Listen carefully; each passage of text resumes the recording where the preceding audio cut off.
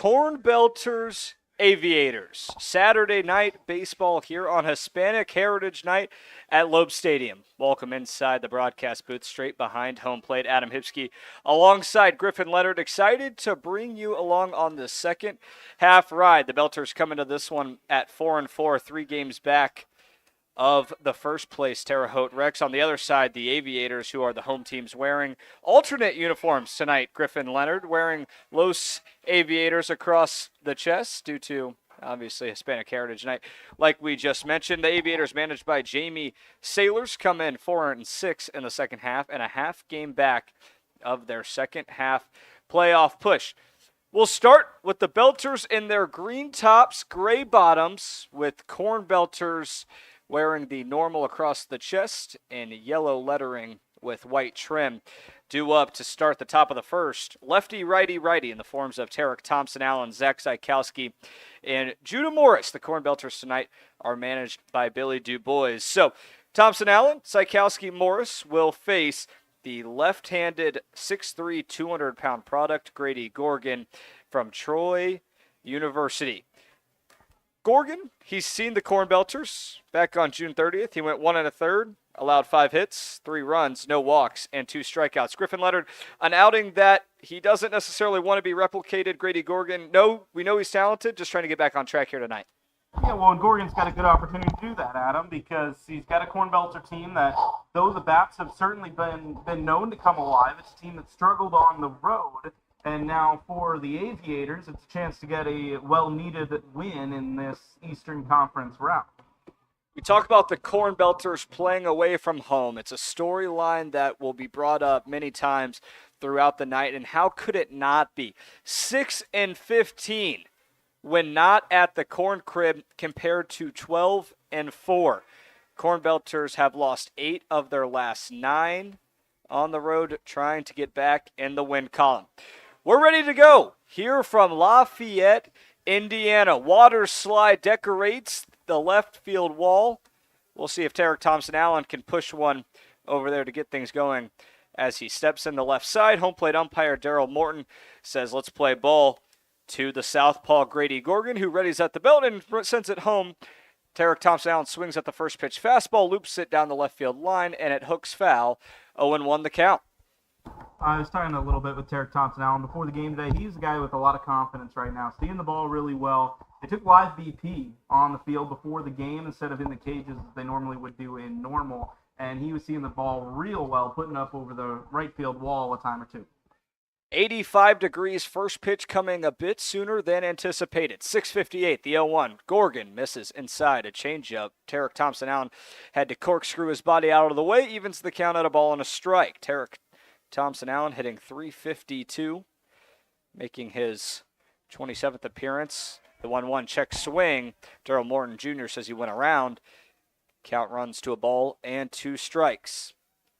Thompson-Allen, 6'3", 180 pounds, bouncing on the balls of his feet. Here's the 1-2. Another slider misses inside. 2 balls and 2 strikes.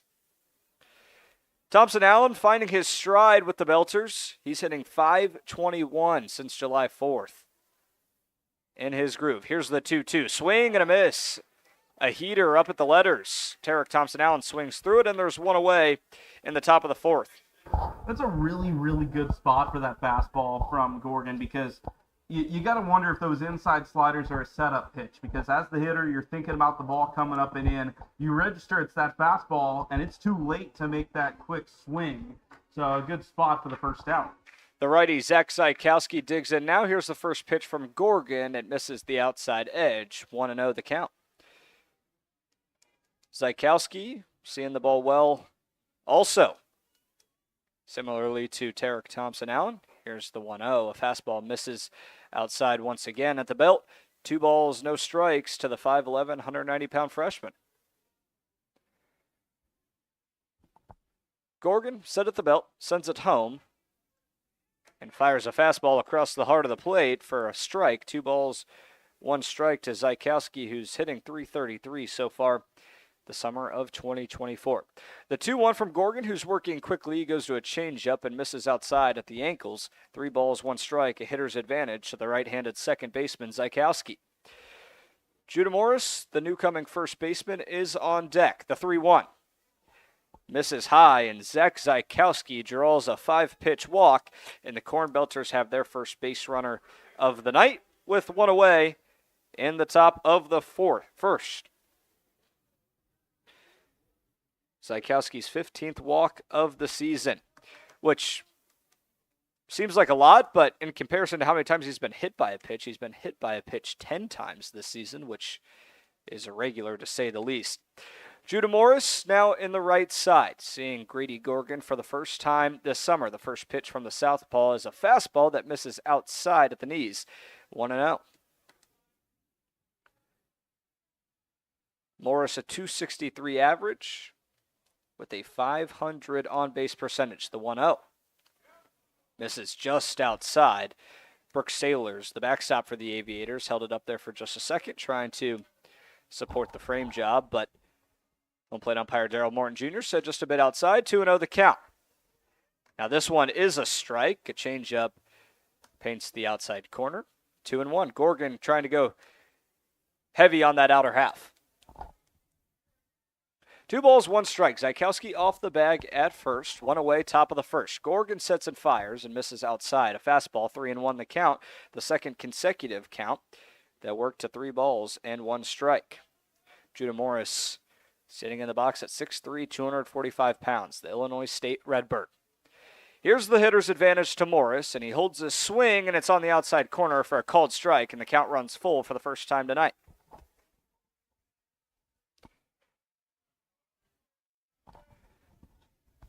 Gorgon, that was his 10th pitch of the night, not working through this order with efficiency outside of the leadoff man as he picks first, and Zykowski's back with the head first slide. Being assisted over there by first base coach Ron Juris. On the other side of the diamond, the third base coach is Josh Foreman. First base umpire Chris Workman. Third base, but now over by second, is Tinsey Chapman.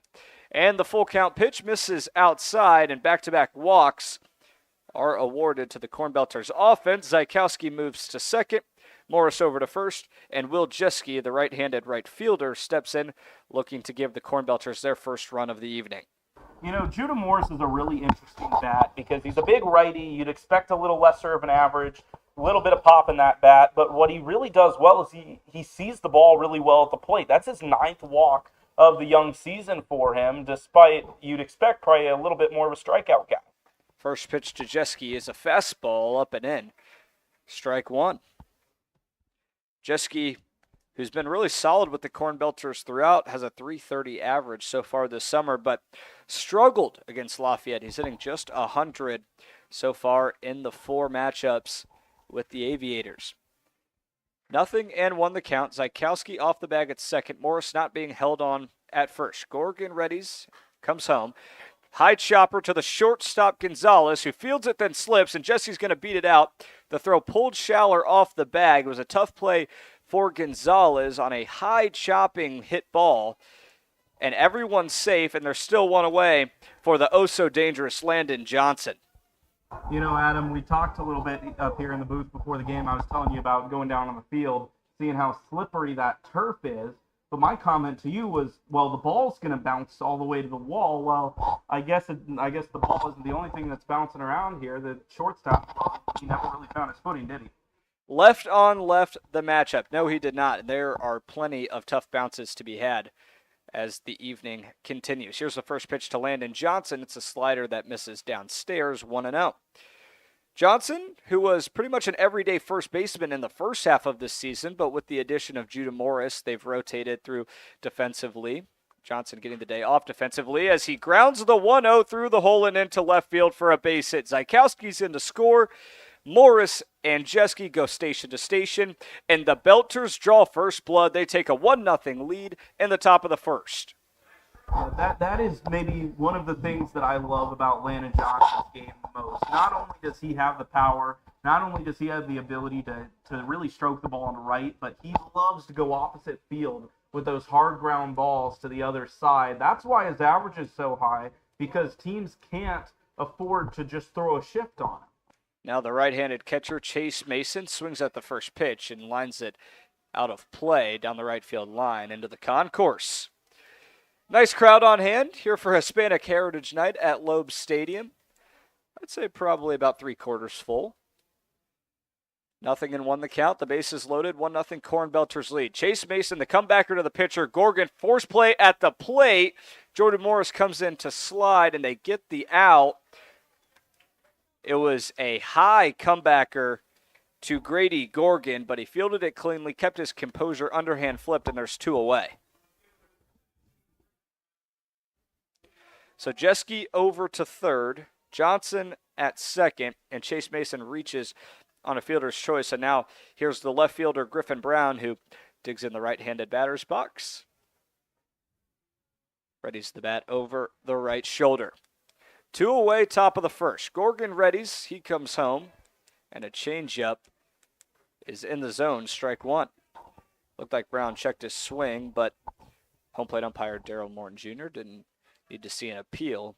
It was in the zone regardless. No balls, 1 strike. 2 away, top of the first. Gorgon out of the stretch. Goes to a fastball and misses in at the knees. 1-1 the count now to Griffin Brown, who's recorded a hit in 4 of his last 5 games. Brown making his 17th start today with the Aviators. 1-1 the count with the bases loaded. Gorgon goes change up and misses outside, 2-1. Griffin Brown 1 for 5 with a pair of RBIs yesterday in the 11-7 victory.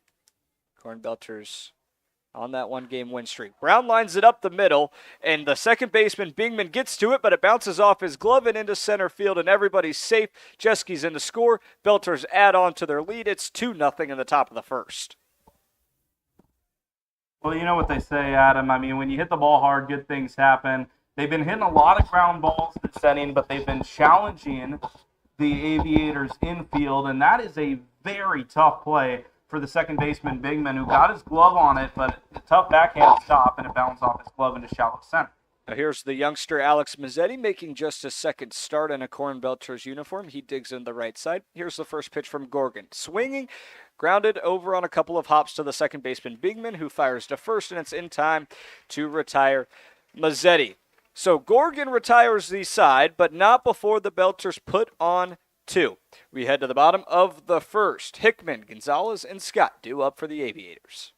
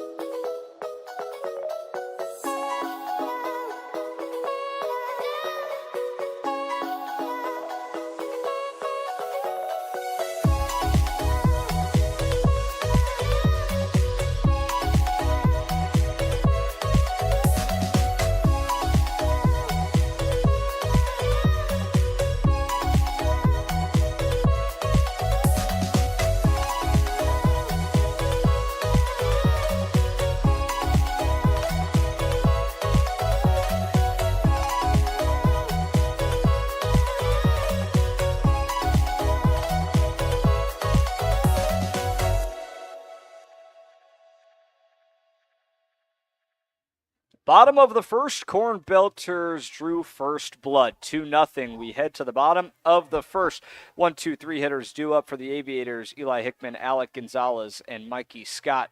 We'll see the big 6'3", 225-pound right-hander Austin Berggren, who Griffin Leonard is in his penultimate start with the normal CornBelters. He's been so impressive, Adam. I mean, you talk about consistency. You want consistency out of your starting pitching. there's no player on this CornBelters roster besides maybe Graham Casey that shows that more than Austin Berggren. And it's unfortunate that his time is running down, but he's been so good at home starting. Now he's pitching on the road when, as you mentioned earlier, they need a road win. I'm looking forward to seeing what he can do out there. Eli Hickman, the left-handed center fielder, will kick things off for the Aviators offense in the bottom of the first. Berggren is set at the letters, gets his sign from Chase Mason, long wind and fire, and he goes to a fastball that misses outside at the knees. 1-0 the count to open things up in the bottom of the first to Hickman. Berggren appeared in 5 games, started in 3. Working quickly on the mound, goes back to a fastball over to the heart of the plate. Hickman looks at it, and the count evens 1 ball and 1 strike. Berggren wasting no time. He's back to his windup, sends it home. Goes changeup this time and misses in the right-handed batter's box. 2-1 the count. Hickman, through 3 pitches, hasn't swung at 1. Get you Berggren's season stats in just a second. Here's the 2-1. Chopper up the middle. Letamendi across the bag. On the move. Throws to first, and Hickman beats it out.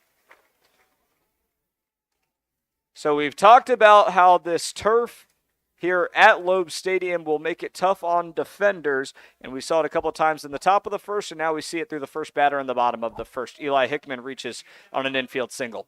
Well, you have a ball hit the turf like that, it goes sky high, and Letamendi's a great shortstop. There's no shortstop in the Prospect League that's throwing out a guy with Hickman's speed when the ball's that high up in the air.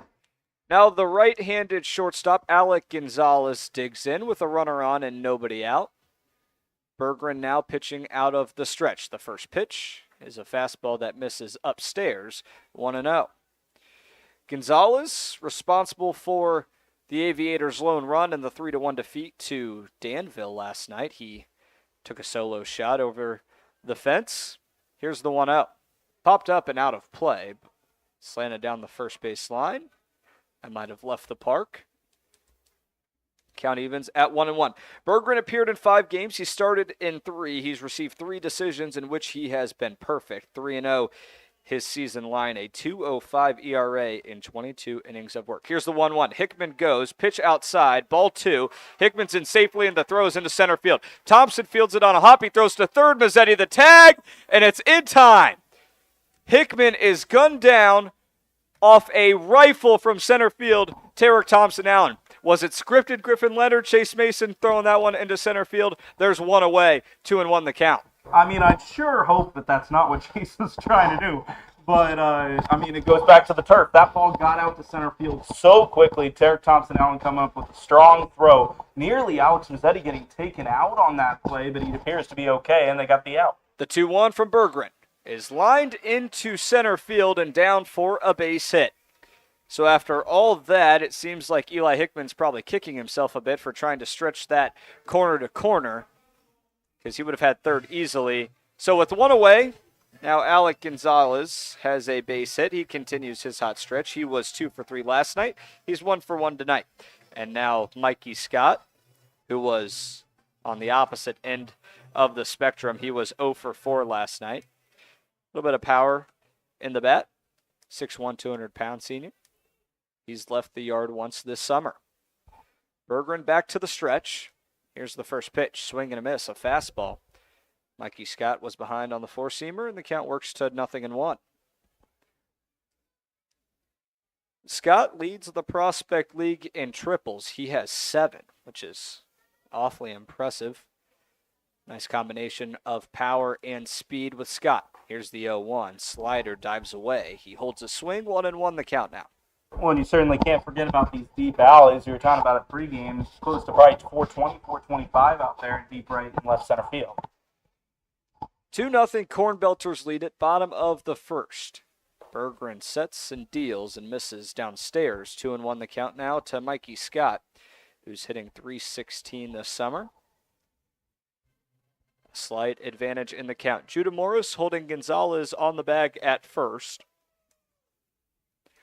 Middle infielders playing in double play depth. 2 balls and a strike. Berggren fires, and it's fouled straight back into the screen. 2-2 the count. Scott just 1 start versus the CornBelters this season. Was 2 for 6 back on June 15th. CornBelters and Aviators have played 4 times this season. This meeting being the last. They're tied 2-2.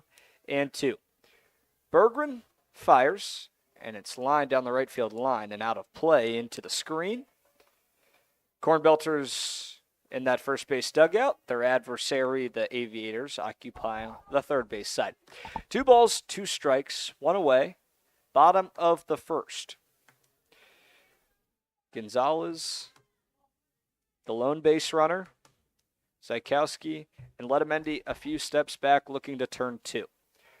Berggren set at the belt, staring into the sun. Saturday night. Popped up. Right field. Jeske coming in on it. It could be trouble, and he slips, and it's into fair territory. Gonzalez rounds second. He doesn't have a choice. Jeske fires into the infield, and they Aviators have 2 in scoring position after Jeske just completely lost his footing on what maybe not a routine fly ball, but one that the right fielder certainly should have had. Yeah, he's looking down at his plastic cleats down there. I was trying to look and see if he really ever saw that ball, because he was kind of trying to fight through it the whole time, but just kind of when he got down that line trying to slow himself down to make the catch, and just his right foot it just slipped out from under him and he went crashing down. So they score it a double, no error, on Will Jeske out there in right field, and now the cleanup man Colton Schaller, who's hitting .319 with an on-base percentage of .516, digs in the left side. So a tough break there from Berggren. There's still 1 away. Runners on second and third. Berggren back out of the windup, sends it home, and it's on the inside corner for a called strike. 0-1 the count.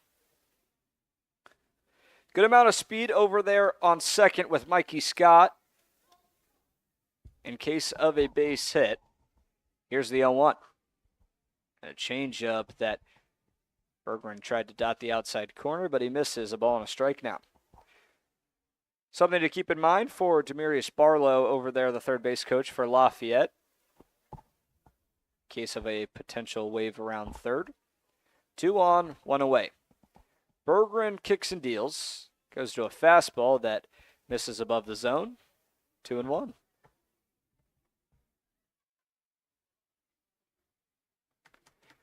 Schaller, such a tough out, leads the prospect league in walks. He's got 35 this summer. Here's the 2-1. A changeup. Dots the outside corner. 2 balls and 2 strikes now. Berggren to Schaller. Schaller, the 6'2", 185-pound lefty. Trying to drive a pair in and even things up at 2. Bottom of the first. Belters out to an early lead. Berggren winds and fires. And goes to a fastball, but misses outside, and the count runs full. Shane Lewis, the switch-hitting designated hitter, is on deck for Lafayette.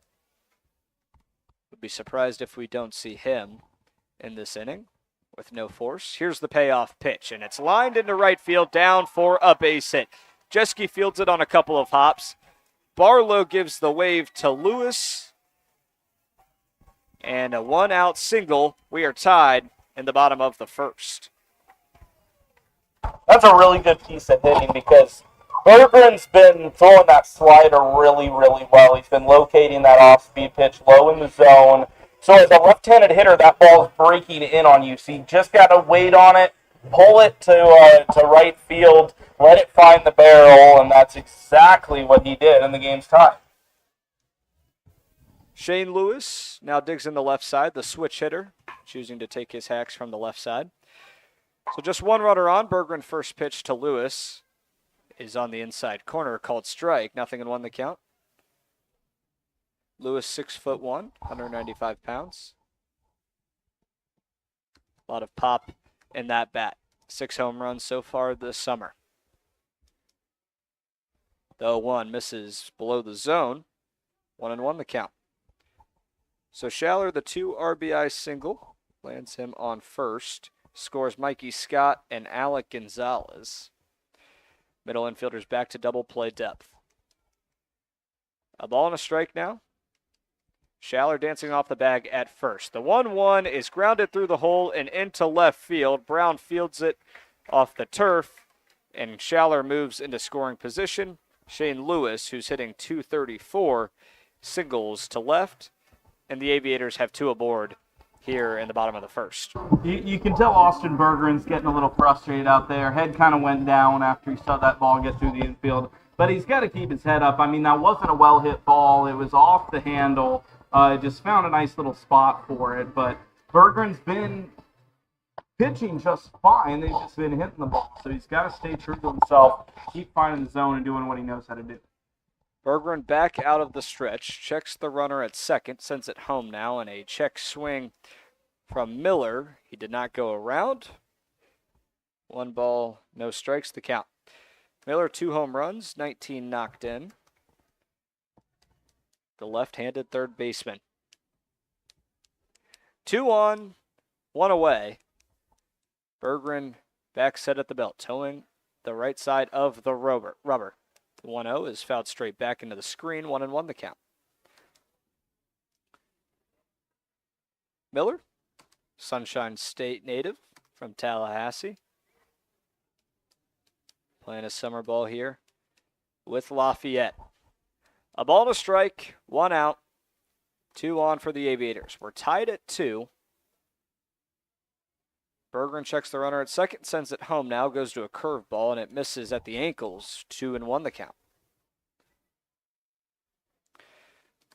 Lewis has 7 stolen bases. He's over at first, not being held on by Josiah Miller because second base is occupied by Colton Schaller, who is just 2 for 5 on stolen base attempts this season. 2 balls and a strike from Bergeron. And it dots the inside corner, called strike. 2-2 the count to the switch hitting third baseman Josiah Miller, who is in the left-handed batter's box. Brooke Sailors, the left-handed catcher, is on deck. Bergeron trying to get through his first inning of work. A 6:58 first pitch. We're now at 7:22 local time, so 24 minutes and counting. The 2-2 is drilled into left field, but curling foul and off the wall, out of play, so the count remains 2 balls and 2 strikes. Miller 10 at-bats versus the CornBelters this summer. He's 3 for 10. Good for a 300 average. That would certainly play throughout the summer, hitting a 230 average over the course of the entire season. Aviators 4 and 6 in the second half, obviously in the Prospect League. Standings reset after the first half. Danville clinched the first half of the Central Division for the CornBelters side of things. Here's the 2-2 from Bergeron. And it's a breaking ball that missed outside. Count reaches the maximum. Here to the third baseman. Schaller at second, Lewis at first. We're tied at 2. Offense is aplenty here at Loeb Stadium. Saturday night, Bergeron the payoff pitch, and he misses upstairs. And a base on balls is awarded to Josiah Miller. And Austin Bergeron, his continued struggle. They're now loaded in the bottom of the first. Well, as we mentioned, Bergeron's had the most control with the off-speed. His Philly boys is going to head out there for a quick little mound visit here in the first inning. And he's had the most control with his changeup, with his slider. The fastball's been there at times, but he hasn't quite been able to find his spots with it here in the first inning. And what you saw there, at the end of that at-bat, it was a long at-bat. You got to mix it up. And Miller did an exceptional job of timing up that slider. He was just off of the one down the left field line, missed the center line by probably 6 feet. And Bergeron chose to then go to the fastball, and he missed consecutively with a pitch that he just hasn't seen very well. So if the Aviators can continue to work these counts, force Bergeron to go with his secondary pitches, so to speak, then he's going to continue to run into trouble. Mound visit breaks. What's most remarkable about this outing from Austin Bergeron is he's really coming off the 2 best starts he's had all season. He went 5 strong in both of them, hasn't allowed a run in his last 10 innings of work, and he's just getting really shelled so far tonight. He hasn't recorded an out. The lone out that we've had in the bottom of the first was a put out on the assist from Tarek Thompson-Allen to Alex Mazzetti after Chase Mason sailed it into center field. So now the left-handed catcher Brooks Sailors digs in with the bases loaded, and he looks at a first pitch slider that dives in at his feet for ball one. Sailors has knocked 14 in so far this season, looking to extend that number. And he has a pretty good chance here. The 1-0 dots the outside corner, called strike, 1-1 the count. Sailors hitting .350 with a .512 on-base percentage. Pretty healthy numbers for the Lafayette backstop. The 1-1 misses outside. Mason doesn't like the call from home plate umpire Darryl Morton Jr., but 2 balls and a strike now to Brooks Sailors. Bingman, the 8-hole, is on deck. One away, the base is loaded. The 2-1 is fouled off the foot of Sailors and bouncing over to the Aviators dugout. They're on third base side down the left field line. Counts now even, 2 balls, 2 strikes. Sailors hitting .444 so far this summer against normal. Berggren trying to retire him here.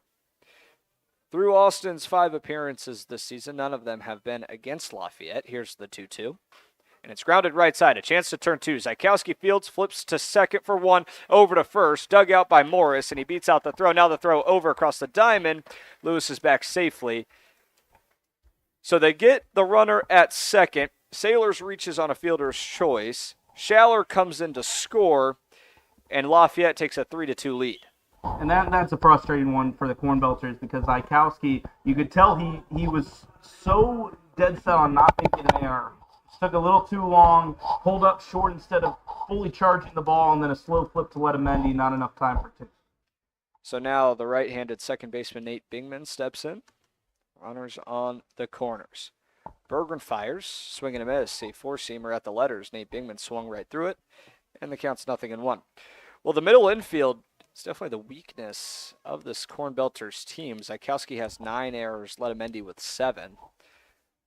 Obviously, they get a ton of work, more so than everyone else, and the pitch misses to the backstop. Mason fields it, and he loses control, and Lewis is in safely. Shane Lewis should have been hosed at the plate. I think Mason was surprised that Lewis took off from third, saw it, rushed his transfer from the bare hand to the glove, and lost control. Aviators lead at 4-2. Sailors is over to second. So 4-2 now, runner on second. A long first inning here at Loeb Stadium. Berggren out of the windup, and it's fouled straight back. 1-2 the count to Nate Bingman. So lost in all of that as Bingman is behind in the count. There are 2 away, so a chance for Berggren to get out of here relatively unscathed. Although I shouldn't say unscathed, he's allowed 4 runs. CornBelters sent 8 to the plate in the top of the first. This is the 8-hole Nate Bingman. A ball and 2 strikes, runner on second. Aviators lead at 4-2. Berggren fires, and it's fouled straight back into the screen. Bingman a tough at-bat here. Second baseman from Carmel, Indiana. Staying in the Hoosier State this summer. He's singled in back-to-back games with Lafayette. Trying to extend that to a 3-game hit streak. 1 in scoring position, that's Brooks Sailors, who reached on a fielder's choice. Berggren out of the stretch, it's grounded left side. Mazzetti fields it on a hop, and he'll just tag Sailors for the 3rd out of the inning. CornBelters send 8 to the plate in the top of the first. Aviators respond with 8 in the bottom of the first. However, Lafayette tacks on 4, Belters only 2. We head to the top of the second. 9-1-2 due up for the Belters.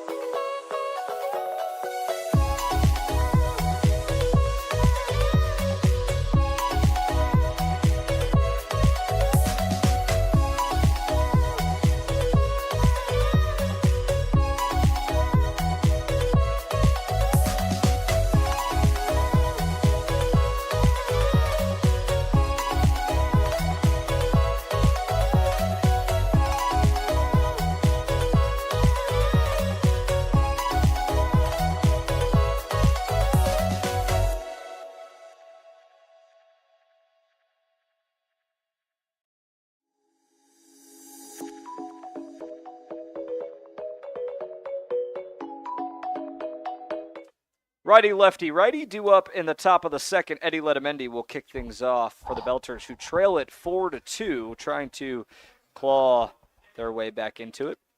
Letamendi, one home run, the 6-foot, 195-pound freshman.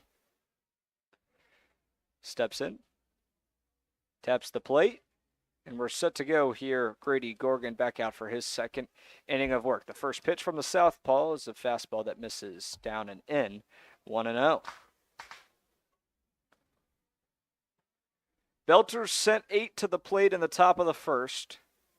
Only 2 runs. The 1-0 slider misses inside. Kicks off the backstop. Brooks sailors and heads to the screen. Now being retrieved by Zach Zykowski, who will be the last of the minimum for the Belters in the top of the second. The 2-0 misses outside. 3-0. Now to Eddie Letamendi. Something to monitor. CornBelters, no signs. Josh Foreman, hands crossed, and the 3-0 misses inside, and a 4-pitch walk to Eddie Letamendi. So my point being is that Billy DuBois and Josh Foreman, the hitting coach, have trusted the CornBelters to let their guys swing away. Find the pitches you like. We're not going to give you a take sign. We're not going to give you a bunt sign. If you feel the need to bunt, if you feel the need to swipe a bag, do it. And if it doesn't work out well, you'll be rewarded with bench time. But obviously right there, Letamendi takes easily a 4-pitch walk. And now the first pitch to the left-handed Tarek Thompson-Allen misses inside. 1-0 now.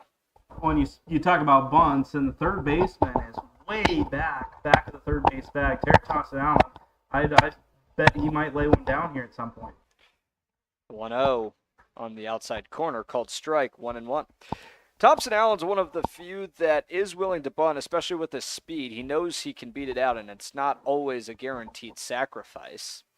Letamendi being held on at first. The 1-1 lined up the middle.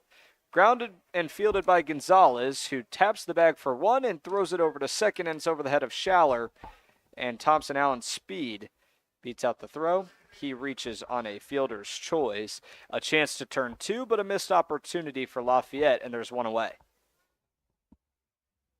It's pretty rare when a shortstop brings the ball to the bag himself on a play like that to have any problem turning the double play. But Tarek Thompson-Allen, with that speed, able to not only rush the throw, but force the throw a little bit high, and now he stands on first with 1 away. So Letamendi cut down at second. That's where his base running journey will end. Now, Thompson-Allen, who has 21 stolen bases on 22 attempts, takes a healthy lead off the bag at first, being held on by Colton Schaller. But right now, the right-handed second baseman Zykowski digs in, and he looks at a first pitch changeup in at the knees, strike 1. Zykowski walked and scored his first time to the dish. He was the first run of the evening for Normal. And Thompson-Allen takes off for second, and he gets picked. Now the throw over to second, and it's not in time. Tarek Thompson-Allen, who should have been cut down at first. Gorgon's pick was fantastic, but Thompson-Allen ready for it, took off for second. Schaller over to Gonzalez, and he beats the tag. Runner in scoring position now for the Belters with 1 away. And that's a play that really only center fielder Thompson-Allen makes. 0-1 the count to Zykowski. Gorgon checks Thompson-Allen, who now takes off for third, and it's lined down the right field line and out of play, 0-2.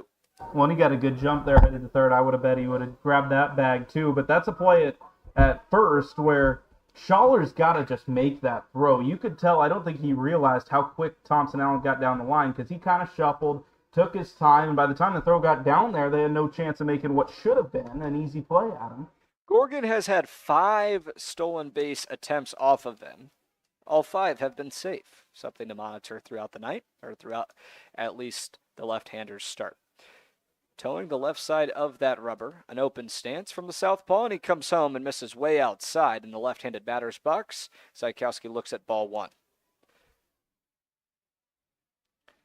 4-2 Lafayette leads. We're just now in the top of the second. We had a 6:58 first pitch time. And right now this game is moving slowly, to say the least, but that's what happens when you see 16 batters in the first inning. The 1-2, a slider, misses at the ankles of Zach Zykowski, and the count's level, 2 balls, 2 strikes. Zykowski 4 for 5 with an RBI last night, seeing the ball well. Talking to him before the game, he wants to stay aggressive in his approach. The 2-2. Fastball misses outside. Came in just below the knees. The count reaches the maximum for the first time in the top of the second inning. Thompson Allen off the bag at second, not being held on by either middle infielder. Gorgon, the payoff pitch. And he misses outside, and it gets away from Saylor. So Thompson Allen's over to third easily. Zykowski hustles to first. Takes a small, narrow turn around the bag. But with one away, the Belters have the runners on the corners. And Grady Gorgon just allowed his third walk of the night. Well, so bottom of the first inning, right, Adam? You score 4, great. But Grady Gorgon has been sitting there now for 20 minutes. He's cold. And now coming out here, we've seen him have next to no control, particularly with that slider of his. No control on the breaking ball, and now it's his second walk of the inning. And the CornBelters have a chance to tie this thing right back up. Here's the 6'3" freshman Judah Morris, who digs in the right side. Here's the first pitch, and it's a changeup that misses outside. 1-0. Morris, a big opportunity here. He walked his first time up. That was Grady Gorgon's 41st pitch of the night, so not working very efficiently. He picks first. Zykowski, he caught him leaning, but he's back with the head-first slide. Runners on the corners, 1 away. Gorgon's last appearance was against the CornBelters, was on June 30th, and he's already matched that. He recorded 4 outs there. He's recorded 4 outs tonight. The 1-0. Fastball misses outside. 2-0 now. Thompson Allen dancing off the bag in foul territory at third. Zykowski being held on by Schaller at first. Judah Morris, the 2-0. And it's lined into right field down for a base hit. Zykowski takes the turnaround second. Now he's back. And an RBI single for Judah Morris. The newcomer keeps on hitting. An RBI single trims the Belters' deficit to 4-3. That's really impressive from Judah Morris, because Gorgon's got that two-seamer that if he's aiming on the outside corner to a right-handed hitter, it's going to run away from the barrel. So you got to wait extra long if you're going to sit on that and poke at the right field. It's exactly what Judah Morris did. You could hear him off the sound of the bat. It was off the end. He didn't get the barrel on it, but he waited on it long enough to poke at the right field on a line and drive in a run, and the deficit's now just a single run for the CornBelters. So we have our first mound visit of the game. It's Trip Stores, who's entering his 4th season of coaching collegiate baseball. Been kind of all over. East Tennessee State, Lee University, Cleveland State Community College. Now meeting on the hill with, Will Jeski's giving us some love down there on the on-deck circle. That's what I'm talking about. The right-handed right fielder hitting .330, who singled and scored his first time to the plate. Yeah, man, what an energetic guy, Will Jeski. He came a little bit late, the Nebraska Cornhusker. They made the NCAA tournament, so he was late arriving, but I feel like his joy, the approach he brings just kind of permeates the squad. All right, mound visit breaks, and the hill belongs to Grady Gorgon and Grady Gorgon only. 2 on, 1 away. Will Jeski readies the bat.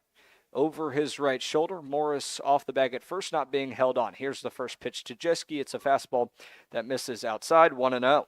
You talk about Jeski's energy. This is a guy that showed up to the ballpark. Nebraska Cornhuskers, red tank top. He kept that thing on until probably 20 minutes before the game. He was having a good time, getting ready. Energy's carried into the game. Yeah, he had to slip in right field, but he's trying to make up for it here with the big spot at the plate. Well, he's loose. You know, you got to find the balance. Here's the 1-0. Grounded left side, a chance to turn 2, 6, 4. The throw over to 3 is way over the head of Colton Schaller. Zykowski comes home. The throw to the plate not in time. We're tied. Will Jeski safe at first in what should have been a double play. But the turn from Alec Gonzalez was errant, to say the least. Yeah, well, it's interesting here. They're going to have a conversation out on between the umpires, the first base umpire threw his hands up as soon as that ball went into the upstairs netting here because it kind of sat in that awkward area between the dugout and the netting. Of course, it bounded back onto the field. I've never been to this ballpark before, Adam. I don't know if that's considered in or out of bounds, but run scores regardless. But the question here is if Jeske moves from first to second or if he has to stay at the first base back. Right now, the other thing that could potentially be discussed is runner's interference from Judah Morris over to second. So Jeske does get awarded second base. Billy DuBois came out of the dugout, but obviously he's pleased with the call. So Jeske in scoring position. Now Landon Johnson, who had an RBI single his first time up, will step in the left side. A chance to highlight our umpiring crew. Tinsey Chapman, who's working the left side of the bases, the first female umpire in Prospect League history, getting the assignment tonight in Lafayette. We're tied at 4. Gorgon pitching out of the stretch. He steps off the rubber as he was staring in to the designated hitter Landon Johnson. So, I mean, that really should have been a double play, but, sometimes baseball has funny ways of rewarding people. And then the first pitch to Johnson, slider that misses outside, 1-0. Landon Johnson, who third in the Prospect League in hits with 48. He's recorded a hit in 29 of 32 games. Here's the 1-0. Paints the outside corner, called strike, 1-1 the count. A late arriving call from home plate umpire Daryl Morton Jr., but the count's leveled, a ball and a strike. Gorgon set at the belt, checks Jeske, who's shrugging off the bag at second. The 1-1. High chopper right side. Schaller gloves it himself, and he'll take it himself for the third out of the inning. A roller coaster in the top of the second, complemented by a water slide out there in left field. Baseball games, water slides, we've got it all here at Loeb Stadium. We'll turn it to the bottom of the second. 9-1-2, due up for the Aviators.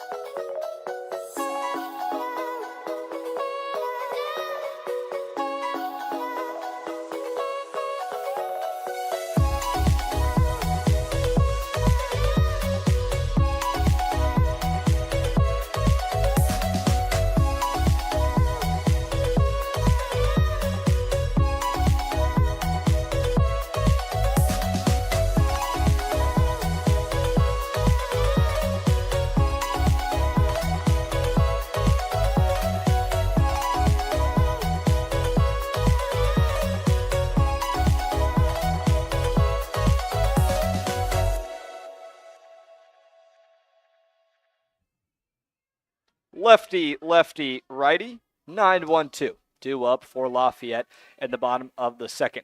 The righty Austin Berggren returns to the hill for his second inning of work, looking for a much, much more efficient inning of efforts. He needed 39 pitches to retire the first frame of Aviators hitters. Freddie Ragsdale will kick things off here in the bottom of the second in a 4-4 ball game. We've been all over the place here Saturday night under the lights at Loeb Stadium. Sun's still over the confines of the ballpark, but it will continue to set as the night progresses. Ragsdale digs in. Home plate umpire Daryl Morton gives the signal to Austin Berggren, who kicks and fires, and Ragsdale squares to bunt, and it's fouled out of play. Strike one. Ragsdale sporting a 9-game hit streak with the Aviators this summer. trying to get aboard for the first time tonight. Here's the 0-1. That changeup misses above the zone.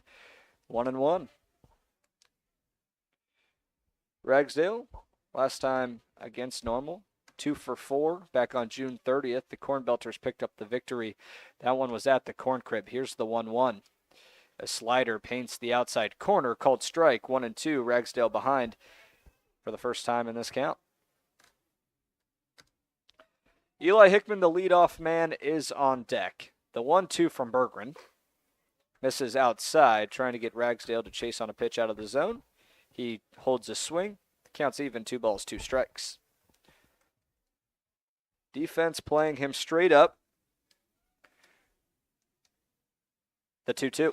Swing and a miss. Austin Berggren has his first punch out of the night, and it comes as a swinging one to Ragsdale, and there's one away in the bottom of the second. Both starting pitchers have struggled here tonight, Adam, but it's been 2 very different stories. The first inning, Berggren was hitting his spots, but the Aviators' bats were hot. If the Aviators slow down here, the CornBelters are going to be in a much better spot because the Aviators' pitching has just struggled for control. So Berggren looking to lock in. Right on left the matchup here to Eli Hickman, who sharply hits the first pitch fastball, and it's off the third base dugout. 0-1 the count to the center fielder. Hickman singled in the first and then was cut down trying to move from first to third off an errant throw from the backstop Chase Mason. Here's the 0-1.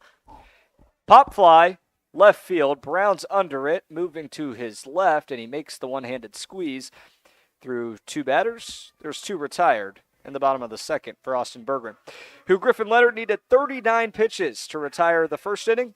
Now he's through 5 in the second. He's doing so quickly, much better. Yeah, it's a nice little change here. I mean, this is the CornBelters team that's got a couple of hours of a drive after this to get back with a late start tonight. I'm sure they'd like this to move along quickly, and I mean, add me to that list. First pitch slider on the inside corner to Gonzalez, called strike. 0-1 the count to the right-handed shortstop, who singled and scored. He sharply hits the 0-1 fastball off the third base side. Similar pitch to the one that Eli Hickman got a hold of, and through 2 pitches, he's behind quickly, 0-2. Gonzalez, 2 home runs this summer, left the yard last night in the 3-1 loss against Danville. Got the scoring started here tonight. Middle infield, a few steps back. Here's the 0-2. And a slider, a tough swing to lay off of, but Alec Gonzalez does so. Quick appeal down to first base umpire Chris Workman. Says that he did not cross the zone.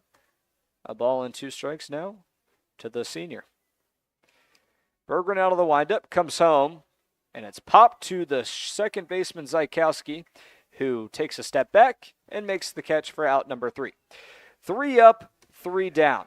8 pitches is all it takes. Austin Berggren in the bottom of the second, the first scoreless frame of the night. We head to the top of the third. Due up for the Belters. Mason, Brown, and Mazzetti will swing it.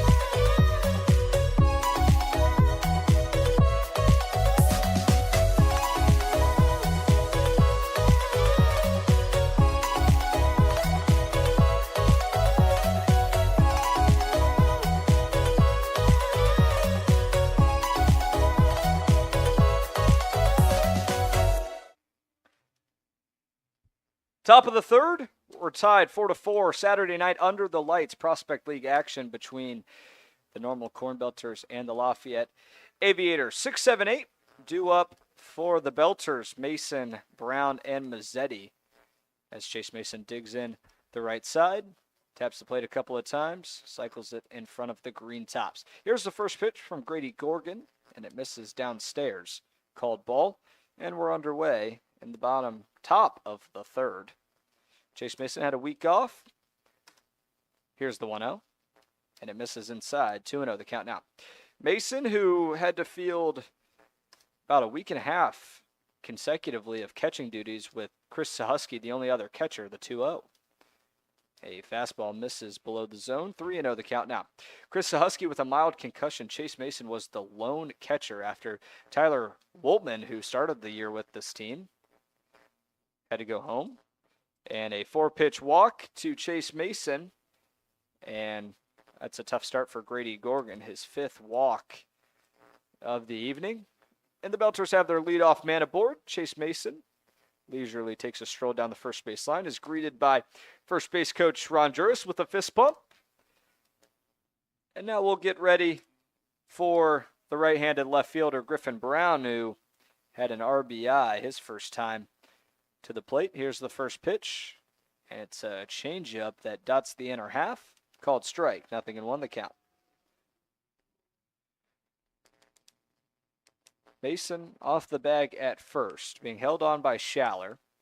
Middle infield double play depth. Now the back pick over to second after a called ball. Mason's back safely. Nearly got picked, though. He had a nice secondary lead there. So now the count's 1-1. Sailors heads up play behind the dish. The windup and the pitch. Mason takes off for second. It kicks away from Sailors, halfway between the pitching mound and Sailors. And Mason's into scoring position. Alex Mazzetti is on deck. Brown, the RBI single, gave the Belters their second score of the game. Wiljeski scored on that hit. That was in the first inning. Gorgon pitching out of the stretch. He set at the belt, now sends it home. And it finds the outside corner, called strike. 2-2 now to Griffin Brown. 4-4 tie ball game here at Loeb Stadium. Lafayette, Indiana. Belters on the road where they have been pitiful, to say the least. Here's the 2-2. Foul ball off the backstop. Sailors chest protector, and it kicks away towards the on-deck circle. Alex Mazzetti bare hands, flips to the Aviators bat boy. And the count remains 2-2 strikes. Nice crowd continuing to fill the concourse and the seats. We're about 3/4 full in the seats, but concourse with plenty of occupants. 2 strikes. Mason off the bag at second. Quick check from Gorgon. Now he sends it home. And it's a slider that misses outside.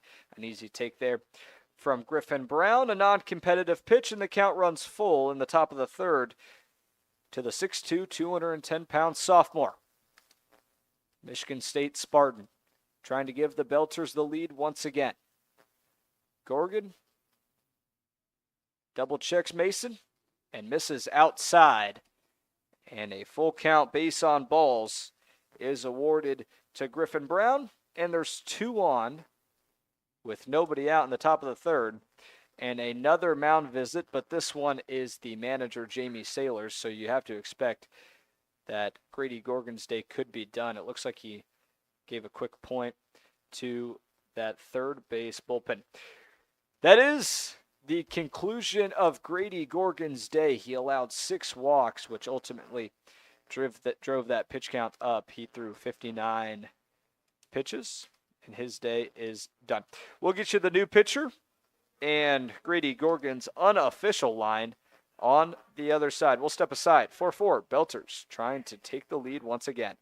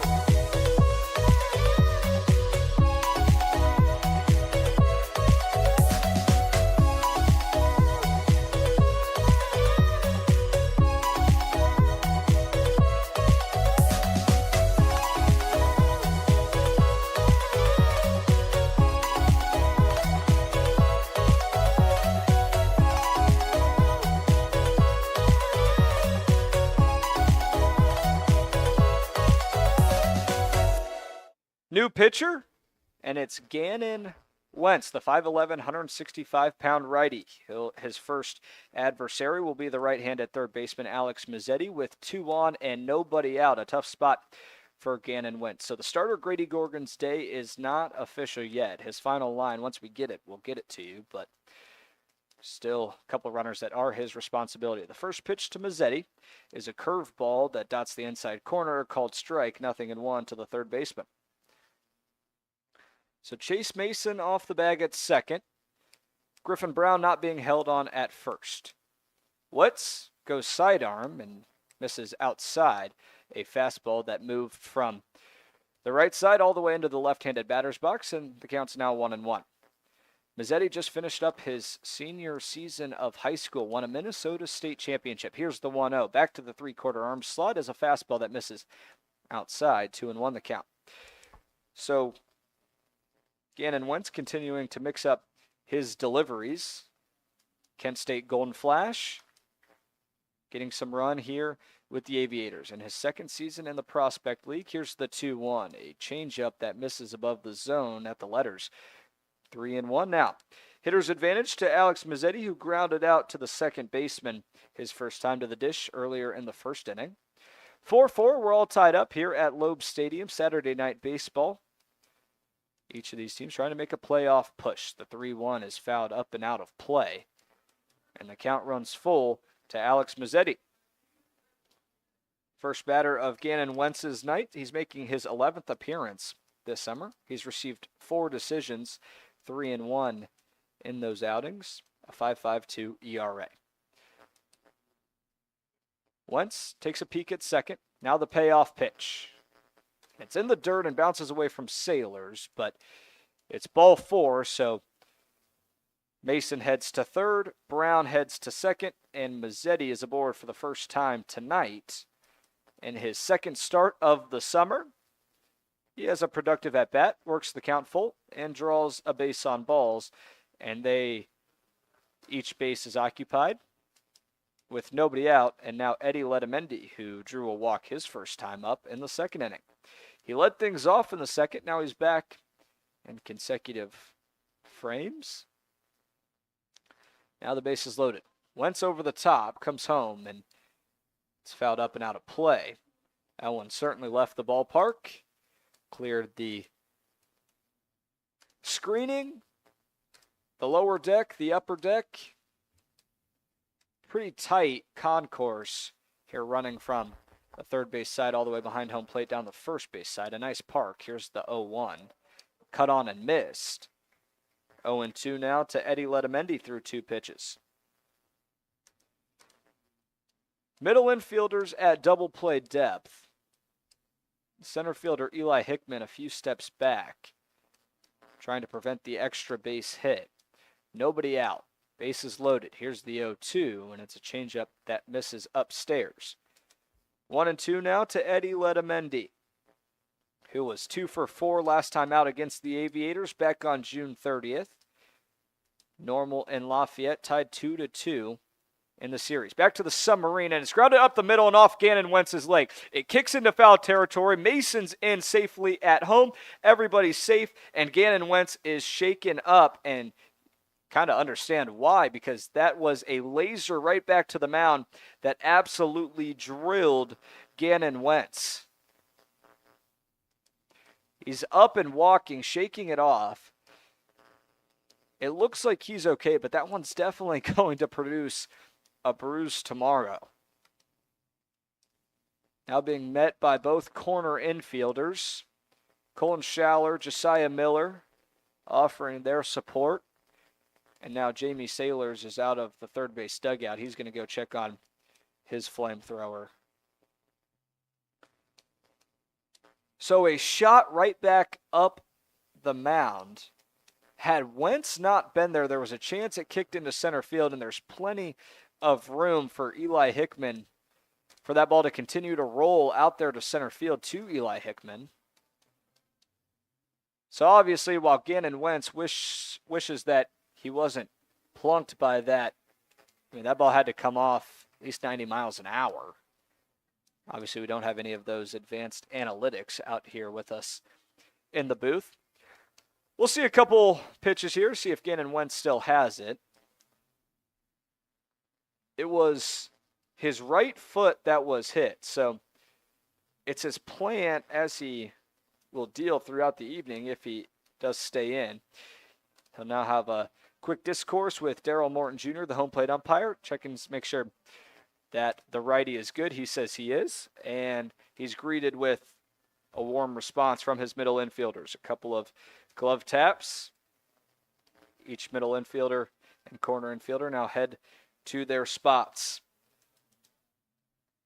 See how the middle infield elects to play Tarek Thompson-Allen. He's a tough double play to turn. So now the lineup card does turn over. Eddie Letamendi reaches on a single, by the way. That definitely wasn't an error, but we did get the official scoring. Belters are up 5-4, and the bases are still loaded with nobody out. Wentz back to the stretch, set at the belt, fires home, and swinging at the first pitch, Tarek Thompson-Allen. It's grounded to the first baseman. He throws to second in time for one, tries to turn two. Thompson-Allen beats it out. Griffin Brown's in to score. Belters extend their lead 6-4.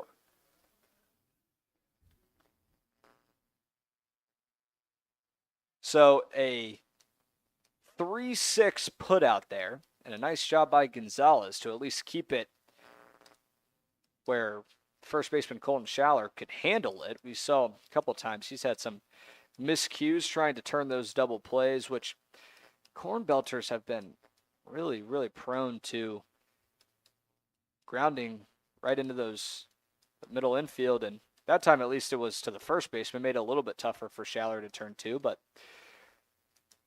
anyways, runners on the corners.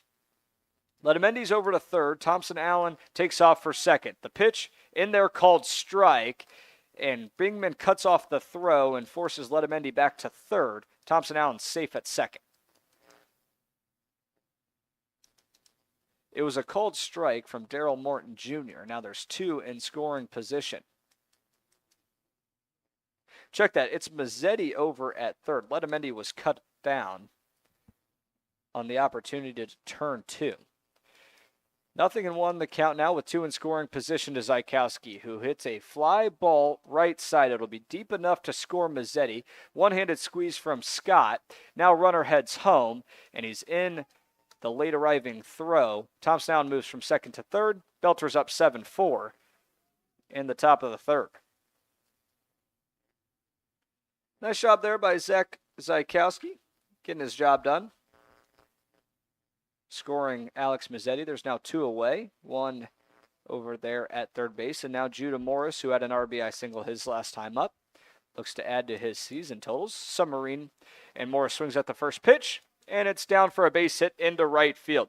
Thompson-Allen leisurely strolls home. Morris turns the corner at first, retreats to the bag. Fist bumps first base coach Ron Juris. Judah Morris, 2 for 2, 2 RBI singles, and the Belters take an 8-4 lead in the top of the third. And Judah Morris just keeps on swinging a hot bat for the Belters offense. He's been so impressive since joining the team. Just his, 7th game? First pitch to Jeske misses outside, 1-0. Morris being held on at first. Not a base-stealing threat. The 1-0 comes home, and it's on the inside corner. Called strike, 1-1 the count. 6:58 first pitch. We're now at 8:07 local time, and we're in the top of the third. The 1-1. Slider moves into the left-handed batter's box. Ball 2. Jeske singled and scored in the first. Reached on an error in the second. Morris takes a shuffle off first. The 2-1. A breaking ball that moved its way into the dirt. Jeske holds a swing. Hitter's advantage now to the right fielder, who's hitting .330 this season. 8-4 CornBelters lead. We've been all over the place, and it's not been a day that the pitchers would like to have back. The 3-1 from Wentz, and it's a breaking ball that finds the heart of the plate, called strike, and we've reached the maximum count here in the top of the third. Landon Johnson on deck. There's two away. Judah Morris will be on the move. Here's the payoff. Jeske lines it through the hole and into left field for a base hit. Morris moves to second. Jeske a base knock. And the right fielder is 2 for 3 and an 8-4 lead for the Belters. They keep the line moving, and there's still time for Landon Johnson to add to his hit total and RBI total on the season.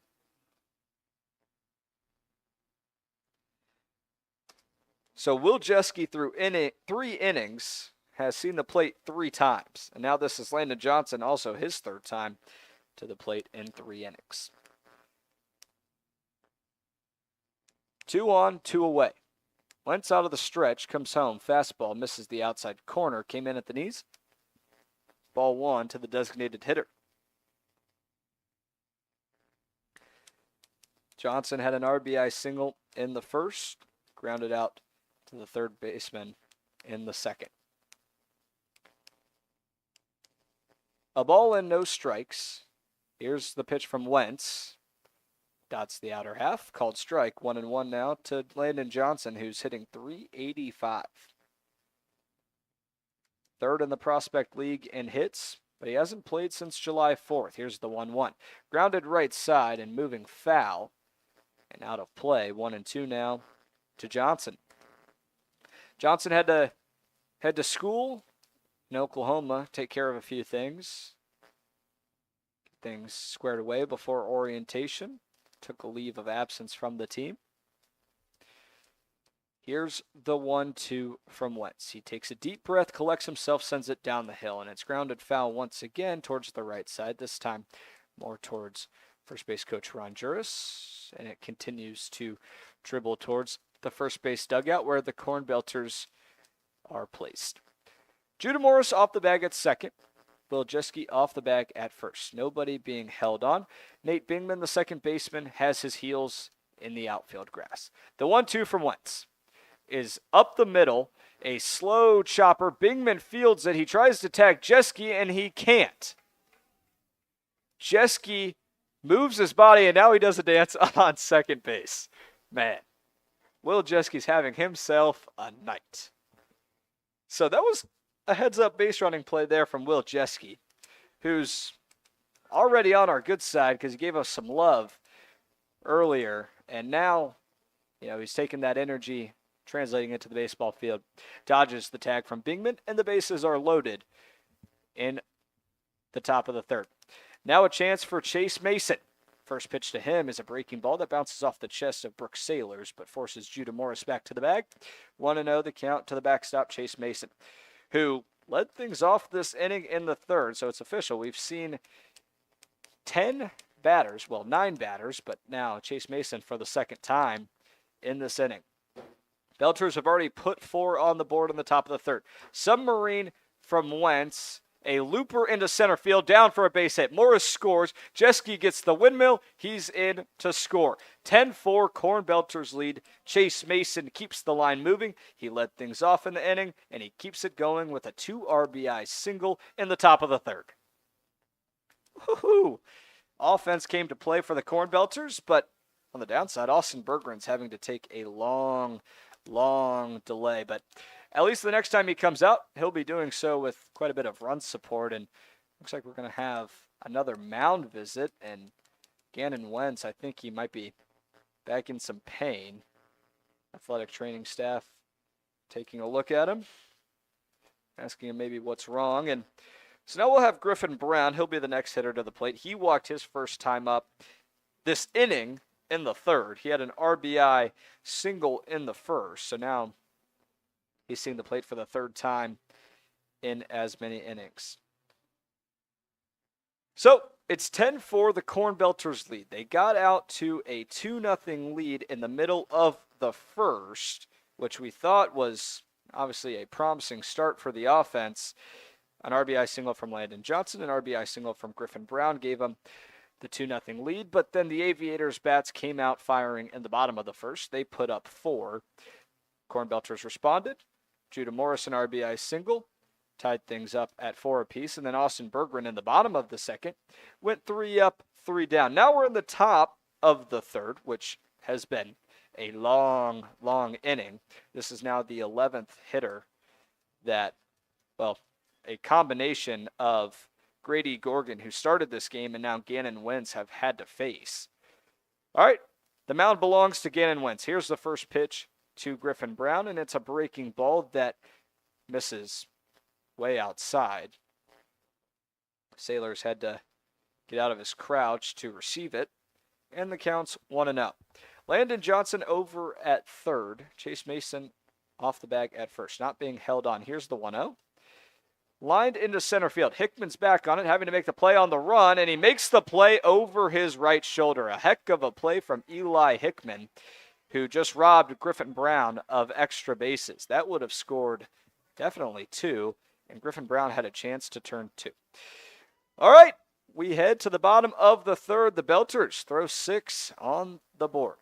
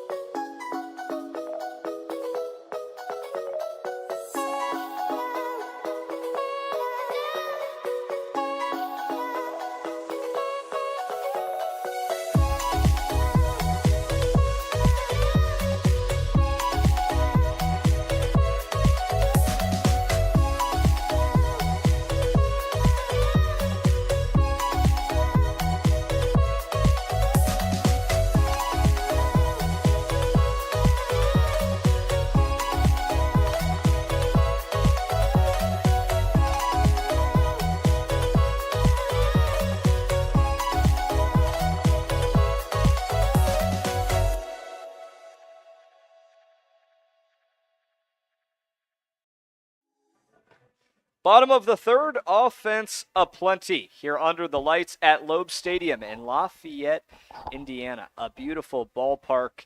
The Belters responding to the scenery with a 10-4 lead.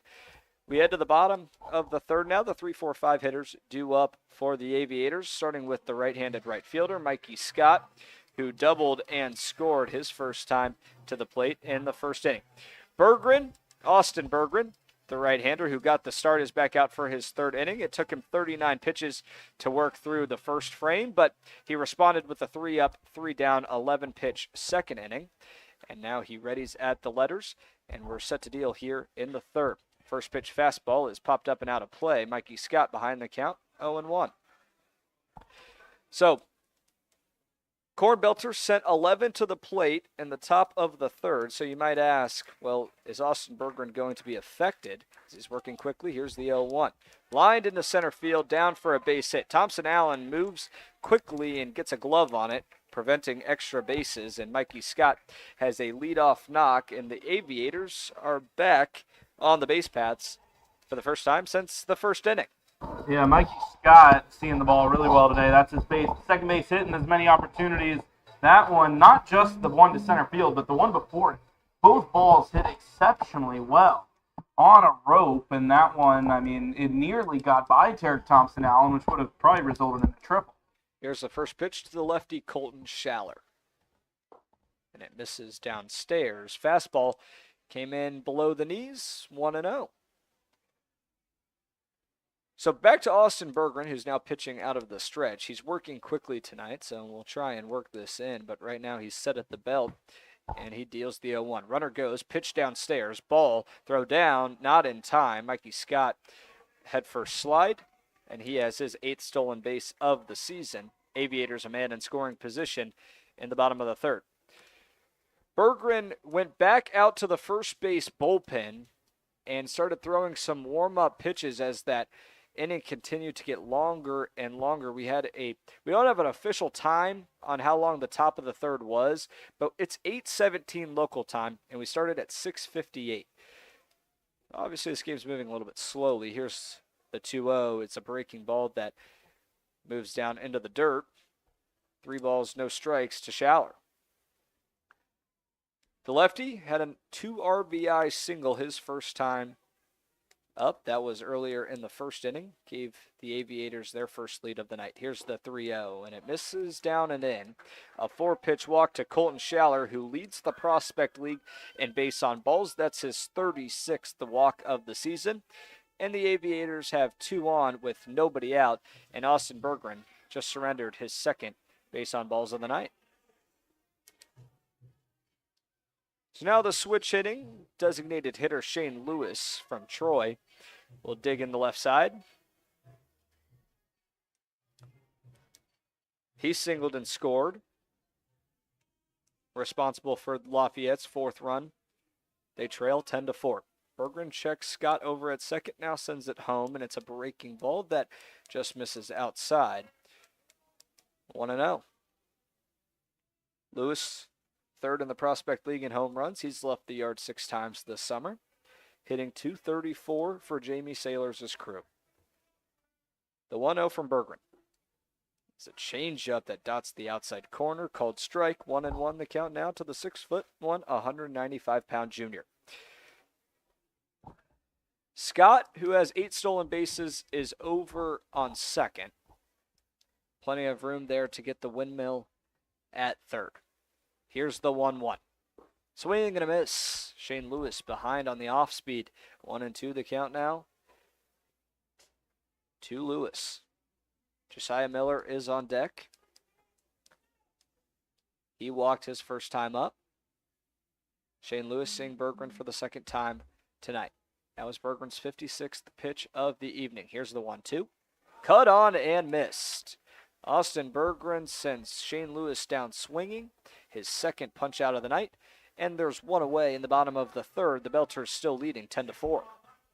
Now, Austin Berggren, he's got such a devastating combination of off speed. He's got the changeup, and then he's got both a slider and, well, he calls it a curve, but it's more of a sweeper, where that thing just moves from the outside to the inside of the plate, and for a left-handed hitter, it's just near impossible. Here's the first pitch to the switch-hitting Josiah Miller, who's in the left-handed batter's box, and he looks at a breaking ball that missed outside. 1-0. Miller, 19 RBIs. He's got a runner in scoring position to add to that total here in the bottom of the 3rd. 10-4 Belters lead. They regain the lead in the top of the 3rd with a 6-run frame. 1-0. Fastball misses downstairs, kicks away from Mason, but he collects it quickly and forces the runners back to first and second. 2 balls, no strikes, 1 away. Bottom of the 3rd. Saturday night baseball. Hispanic Heritage Night for the Lafayette Aviators. The 2-0 from Berggren.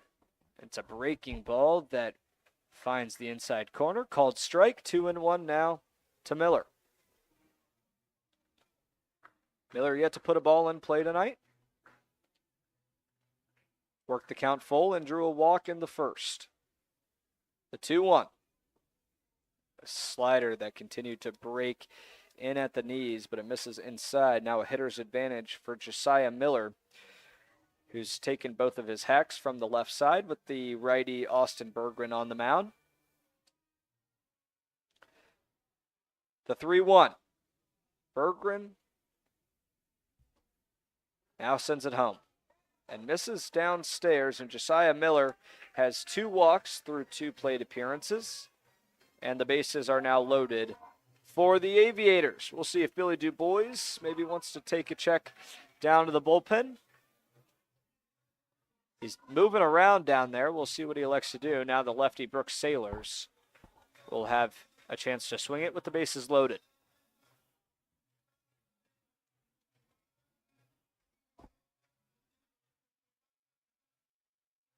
So Scott at 3rd, Schaller on 2nd, and Miller on 1st. Here's the first pitch to Sailors. He comes out swinging, and he fouls it straight back into the screen.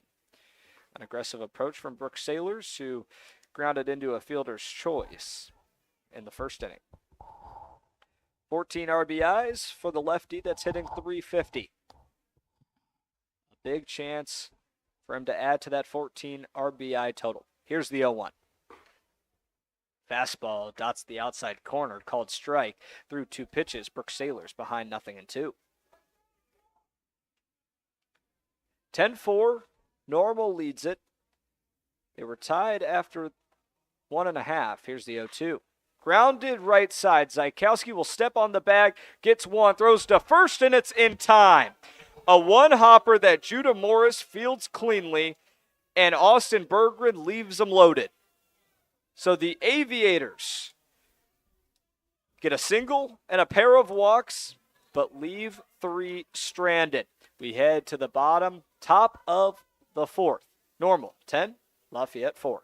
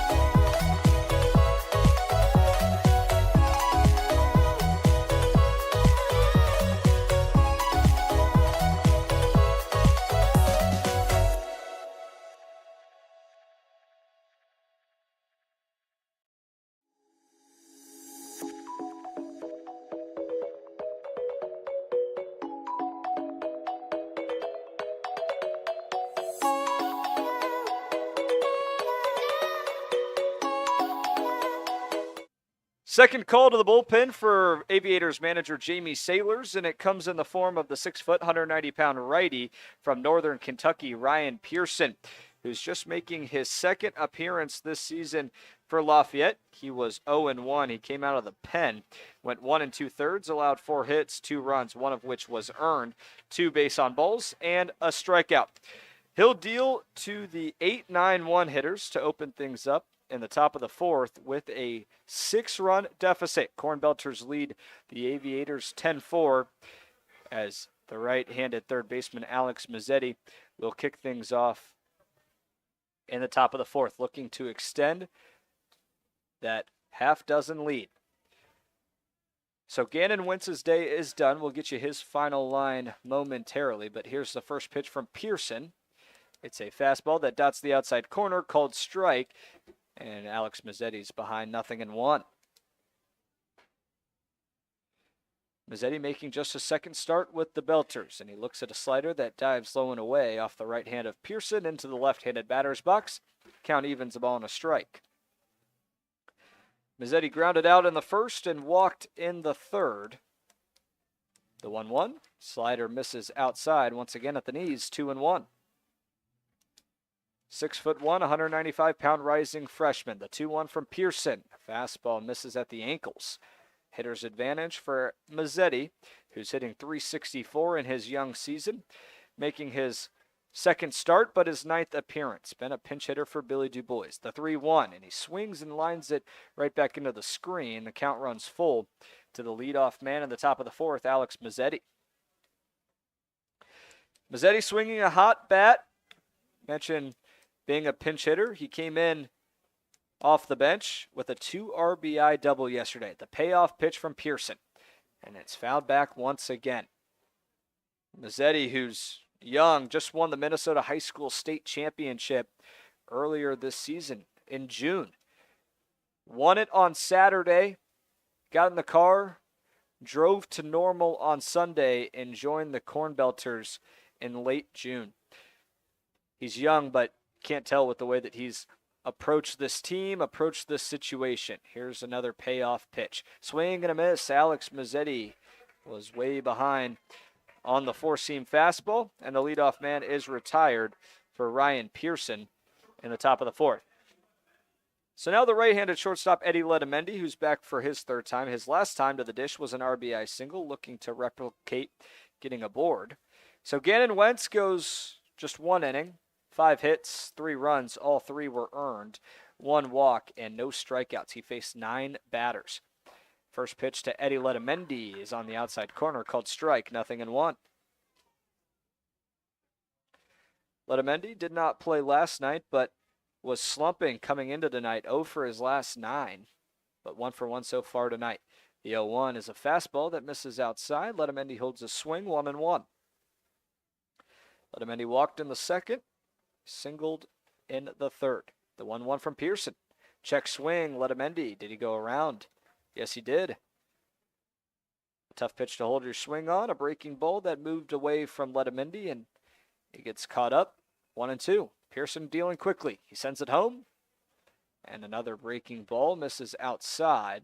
Letamendi, who just got caught in a check swing situation on the pitch prior, does a nice job keeping his hands back. Count evens 2-2. Pearson sends it down the hill. And it's a drop, third strike, swung on and missed. Sailors moves into fair territory, throws down to first, and it's in time to retire Eddie Letamendi. So 2 punch-outs to open Ryan Pearson's day.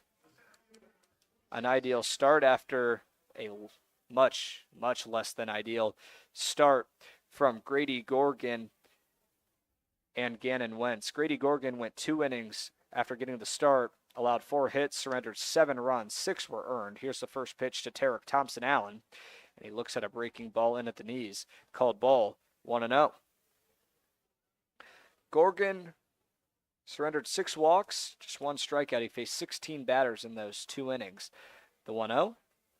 Fastball misses in the right-handed batter's box, 2-0. The left-handed center fielder, Tarek Thompson-Allen, readies the bat over his left shoulder. Swings at the 2-0 fastball. It's foul tipped into the glove of the backstop Sailors. 2-1 now. Base is clear. 2 away. CornBelters lead at 10-4. Pearson out of the windup. Misses inside at the ankles. 3-1 now to Thompson-Allen. Thompson-Allen 0 for 3 with an RBI and a strikeout. Here's the 3-1. And it misses inside. Once again, an identical miss at the ankles, and Tarek Thompson-Allen will take his first walk of the game. And with 2 away, the Belters have their first base runner in the 4th inning. And it's the dangerous Tarek Thompson-Allen who came into tonight with 21 stolen bases, and he's swiped 2 bags already. So he's 23 of 24. And now the right-handed second baseman, Zach Zykowski, gets into his close stance. Thompson-Allen takes off. The pitch outside, called ball. The throw down is in time. Sailors nails Tarek Thompson-Allen, and the side is retired. An unbelievable throw from Brooks Sailors, right on time and right on target to retire the side. All right. Ryan Pearson, in his first inning out of the pen, faces the minimum. We turn it to the bottom of the 4th. CornBelters 10, Aviators 4.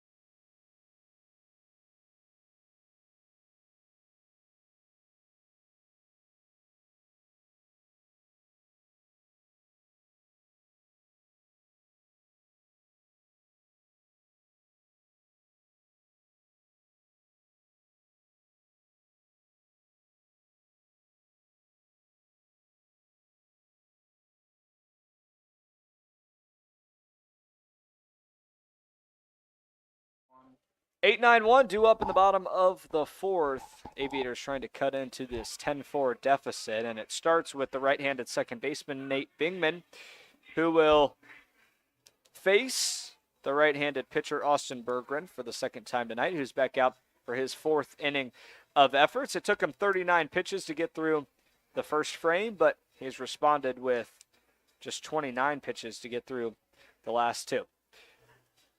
10-4, CornBelters lead it. Berggren is set just below the brim, and he gets into his windup, comes home. First pitch slider on the inside corner called strike, and we are underway in the bottom of the fourth. Defense playing straight up. Middle infielders a couple steps back. Heels on the grass. Here's the 0-1. Tapped foul. 0-2. The count now to Nate Bingman from Parkland. 6'2", 195-pound sophomore. Singled in back-to-back games. Looking to make that a 3-game hit streak for the first time since early June, where he had a 6-game hit streak. And now home plate umpire Daryl Morton takes a stroll out to the mound to check on Austin Berggren. Not sure if Berggren's just not coming set or what it is, but the two want to make sure they're on the same page. And now Chase Mason. Actually, Chase Mason might have been nicked on the hand. Maybe that's what the pause was for. Nonetheless, Mason says he's all right. He's back behind the dish. On his knees, into his crouch, and we're set to go here. The 0-2 count to Bingman. Berggren kicks and fires and misses inside. It was out of the glove of Chase Mason. I'm not sure if that had something to do with maybe potential ailment that he has, but nonetheless, he's back there. He's shaking off that right hand. He's right-handed, so the glove's in the left, something to monitor. Here's the 1-2. Grounded right side. Fielded by Morris. He'll take it to the bag himself, and there's one away. Freddie Ragsdale now, the left-handed left fielder who struck out swinging his only time to the plate in the second inning, now digs in, sporting a 9-game hit streak, trying to extend it to 10. Hitting .454 since July 7th, and now we are finally getting a pause. Chase Mason is clearly laboring with that right hand. Billy DuBois is out of the first base dugout to check on him, and we have an athletic trainer moving out of the Aviators dugout, coming over to check on Chase Mason. It looks like that pointing finger from Chase Mason that's really the main one bothering him. We have activity in the CornBelters bullpen. Chris Sahusky, the backup catcher, at least tonight, the backup catcher is doing the catching duties, and he's out of the bullpen, so Chase Mason's day may be done. We'll see. Sahusky was catching bullpens down the first base line. Mason's walking towards home plate, but it could just be to get further treatment. I think they're going to have Chase catch a couple of baseballs, try to see if that hand's okay, making a couple of throws. Maybe get him behind the plate a little bit. But you know what it means, Adam, of course, if Sahusky has to enter this game, that means our good friend Nick Roseman might have to do a little bit of bullpen catching. The bullpen coach, which, of course, can't ask for a better bullpen coach, that is one that's willing to get in a crouch and do it himself. Chris Sahusky had a concussion kept him out about 2 weeks, and Nick Roseman filled in the bullpen catching duties. All right, we're set to go here to Freddie Ragsdale, the first pitch, and it's tapped foul into the screen. 0-1. The third baseman, Mazzetti, came in quickly. Ragsdale squared to bunt once, his first time to the plate. He kept it back and swung through on that first pitch. But Mazzetti back behind the bag. Takes a few steps in. Here's the 0-1, and it bounces in the dirt and off the chest of Chase Mason to the backstop. But with the bases cleared, not one to worry about for Mason, and the count's now 1-1. Eli Hickman is on deck, back to the top of the order for the Aviators. That'll be the minimum. Here's the 1-1 from Berggren out of the windup. Grounded right side, right back to Morris, who fields it on a couple bounces. He tells Berggren to stay. He takes it to the bag himself, and there's 2 away after a pair of ground out to the third baseman, a couple of 3 unassisted. And there, through 2 batters, there's 2 away in the bottom of the 4th. 10-4, Belters lead it. They got out to a 2-0 lead in the top of the 1st. Aviators responded with 4 in the bottom of the 1st. As Hickman's now in the left-handed batter's box, Berggren trying to work his way through his 4th inning. Lined up in the pitch, check swing. He went through the zone. A hesitant swing, but one that went all the way around, and strike 1 to Hickman. Belters responded with 2 in the top of the 2nd to tie things up, and then a couple of scoreless frames from Berggren has gotten us here. The 1-0-1 misses outside. 1-1 the count. Main inning of offensive output for Normal was in the top of the 3rd. They put 6 on the board. 1-1. Slider misses in at the feet of Hickman. 2-1 the count.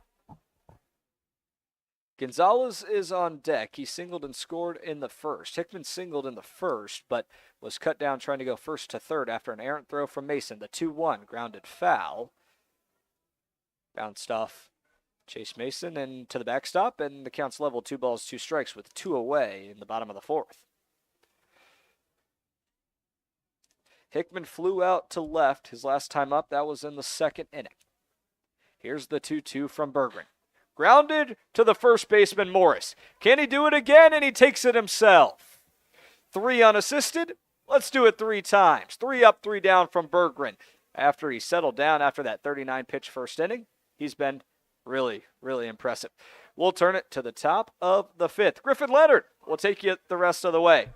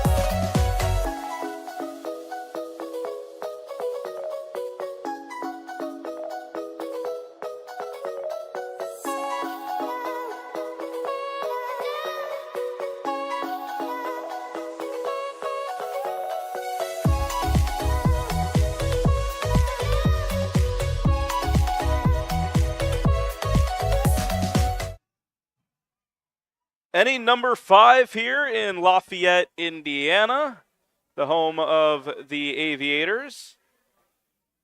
Beautiful Loeb Stadium. The sun setting here on the western half of the Hoosier State. And the CornBelters coming in from even further west in Normal have found themselves with a nice little lead. Griffin Leonard here with Adam Hipsky the rest of the way here, the top of the 5th inning.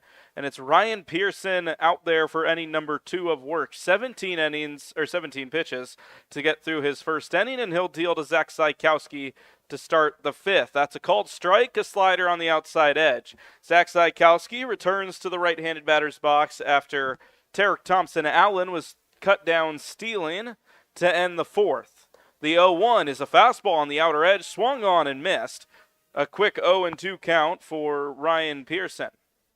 His infield is back with Sailors, Gonzalez, and the right side of the infield, Bingman and Cole Schaller. As the 0-2 misses, it's a slider well outside.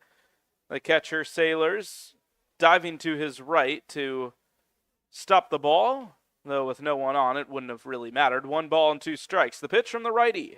A changeup dove down low, ball 2. Judah Morris and Will Jusky, both of them with a couple of hits today, will follow up Zykowski, who grounds the ball to the second base side. It's Bingman over on a hop, throws on to first in time for the first out of the 5th inning. The infield making plays to begin the 5th here, and the page turns for Judah Morris. The first baseman today, 2 for 2 with a couple of base hits to the right side and a couple of runs batted in to show for it. Morris, the right-handed power hitter, digs in, and the pitch coming from Pearson, and it's hit into right center field. That one's going to go to the wall. Morris will round first as the center fielder Hickman comes over for it. He'll cut it off and throw it in. It'll be a stand-up double with one away for Judah Morris, who is now 3 for 3 today. He's reached base every single time he's come to the plate. And he's been so important for this CornBelter team coming in after they need bats. And Morris comes in, and I'll talk a little bit more about him later on in the game, but he's come in with this bat and making plays over at first base. He's given Landon Johnson some well-deserved time off, and you love to see the first base bag being occupied at a high level nearly all of the time as Will Jeske looks at a first pitch miss high. He's got a man on second now in Judah Morris. Jeske also a couple of hits today. The right fielder is 2 for 3. And he's having some fun. 10 runs off of 10 hits for the CornBelters as a whole. The pitch from Pearson. Popped up foul over the home plate pavilion and well out of play, perhaps out of the stadium. And the count is even at 1 with 1 down.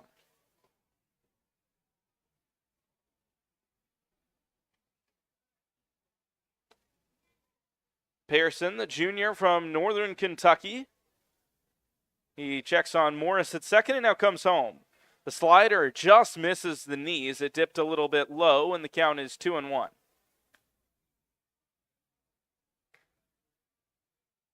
Northern Kentucky University, right around Cincinnati, Ohio, which doesn't really make much sense when you think about it, but the pitch is in there for a strike, of course, right on that Indiana, Kentucky, Ohio border, the tri-state area, the Northern Kentucky Norse.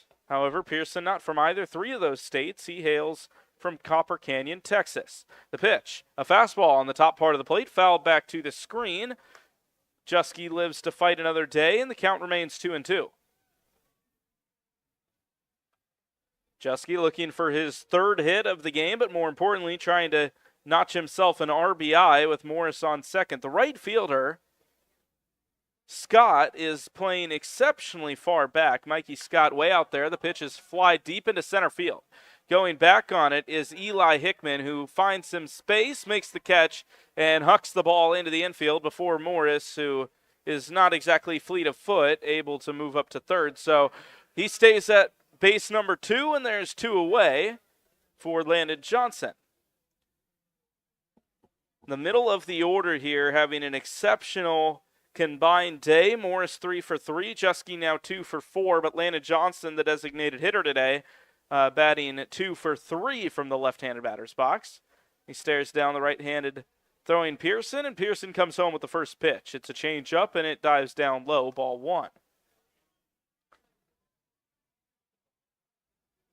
The outfield slightly shifted over to the right side.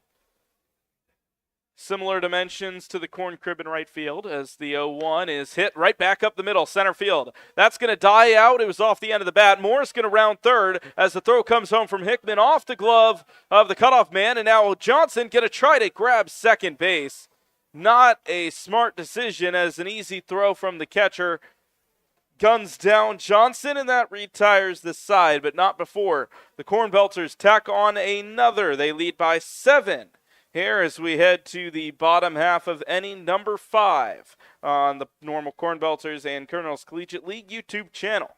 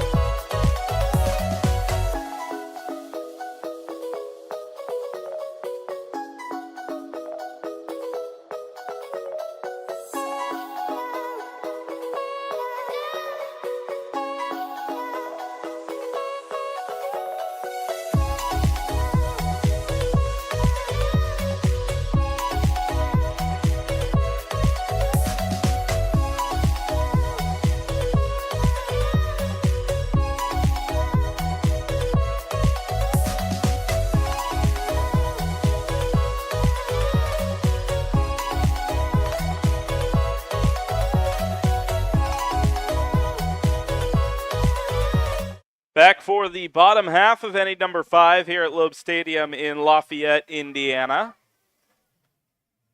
Austin Berggren out there for inning number 5 of work, determined to match his standard clip of 5 innings pitched.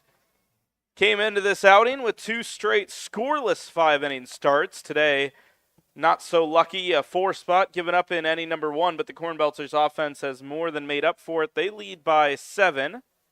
Alec Gonzalez, the leadoff man for the Aviators in the bottom half of the 5th frame.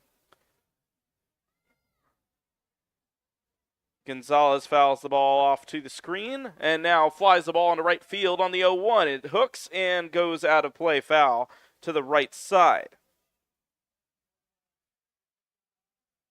Alec Gonzalez, the 2-hole hitter for the Lafayette Aviators today, hitting an impressive .365 for the boys in the navy blue. 0-2 from Berggren. The slider chases away, but it's fouled off to the screen. Mason retrieves it off of the screen, but hands it to the home plate umpire and retrieves a new baseball.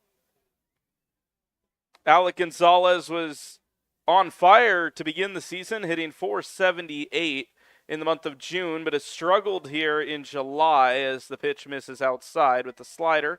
1-2 the count, hitting just .276. But he's kept the on-base percentage somewhat consistent on OBP of up over 500.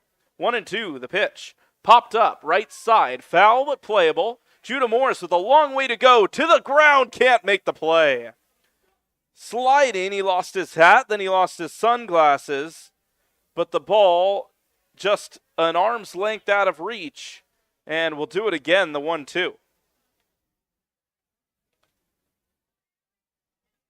And I have a feeling Landon Johnson, had he been at the first base bag, would have had similar trouble. That was a long way to go in no man's land between the catcher and the first baseman. Chase Mason having a long ways to go over to it, but over by the CornBelters dugout out of reach. Another 1-2 incoming. Berggren with the glove at his shoulders now brings it down and comes home.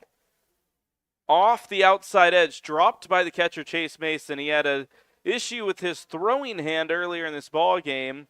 Since then, we've seen him look a little bit tentative, trying to bring the ball in at the catcher position, and he's dropped another one, ball 2. Here's the pitch. Inside, well inside, behind the batter. It bounced off the brick backstop of this ballpark and hit our home plate umpire on the behind. 3 balls and 2 strikes. The count goes full. After an 0-2 to begin, Gonzalez has worked himself back into it. Berggren trying to save this at bat. The 3-2 is a slider at the knees. Strike 3, ring him up. 1 down as Gonzalez goes down looking to begin the inning. Impressive pitch for Berggren, who has loved that slider today. Locates it perfectly and sits down Gonzalez. So Mikey Scott, the only batter in the Aviators lineup to notch a hit in both of his first 2 plate appearances. The first pitch is high, ball 1. Scott 2 for 2 with a couple of base hits. The pitch from Berggren, a slider fouled off, hard off the backstop, or off the bottom of the railing for the CornBelters dugout, and it bounces into right field. A new ball into play as Judah Morris lobs the ball into the Belters dugout, which is grabbed by Danny Infante, one of the CornBelters bench options today. 1-1, the pitch from Berggren, and the pitch misses high. A travel squad today for the CornBelters, so the list of options isn't as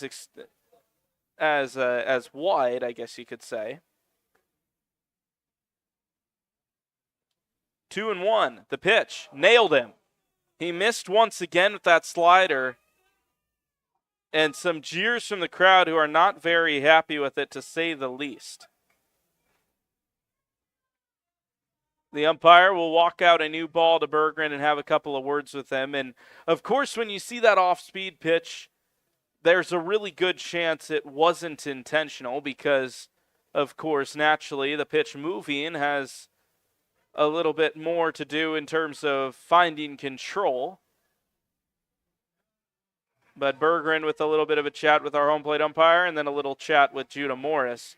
But as far as the bench options go for the CornBelters, of course, the before-mentioned Danny Infante, then Chris Suhusky and Tyler Thompson, as well as Tyler Castro and Austin Wiegand, the 5 bench options of the CornBelters. The latter 2 were originally in the starting lineup, not of course, the official starting lineup, but the first draft of the lineup from the manager, Billy Du Bois.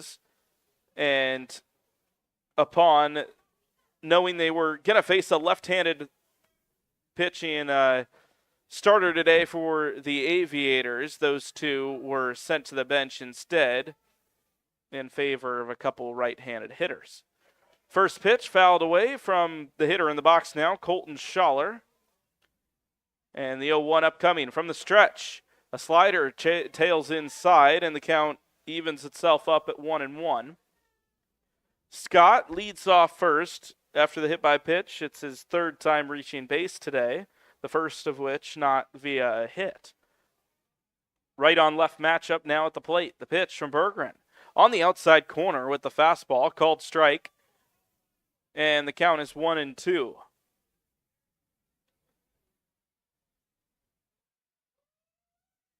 1-2 the count. The outfield relatively in. I'd say Tarek Thompson-Allen has about 75 to 100 feet of green grass behind him before that 4-14 in the outfield. Runner on the move, and the pitch is fouled back.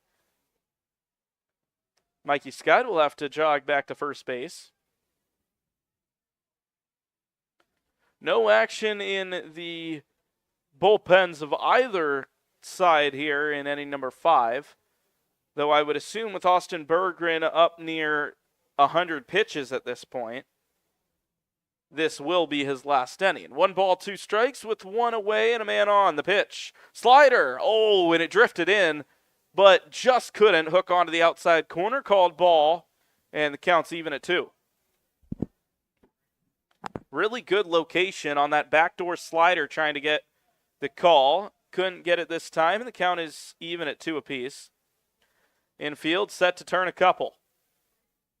Berggren checks on first and now comes home. Runner on the move, swung on and missed. The throw won't go down to second. It'll be a stolen base, but a swinging strikeout. And there's 2 away here in the bottom half of inning number 5. Billy Du Bois is going to walk on out to the mound, and I believe that is going to be it for Austin Berggren. 98 pitches, and yes, the whole team empties out onto the field where they will congratulate their starting pitcher on an outing for the ages. Austin Berggren leaving this team very soon. Just 1 start remaining after today before he leaves the CornBelters due to pitch and inning limits. Austin Berggren, 5 innings, 4 of which, 4 2/3 innings, 3 2/3 of which flawless. And Berggren walks off the mound to a decent bit of an ovation from the fans on the first base side of the stadium. We're going to take a break. 11-4, the CornBelters lead with a man on second and 2 away for our new man on the mound.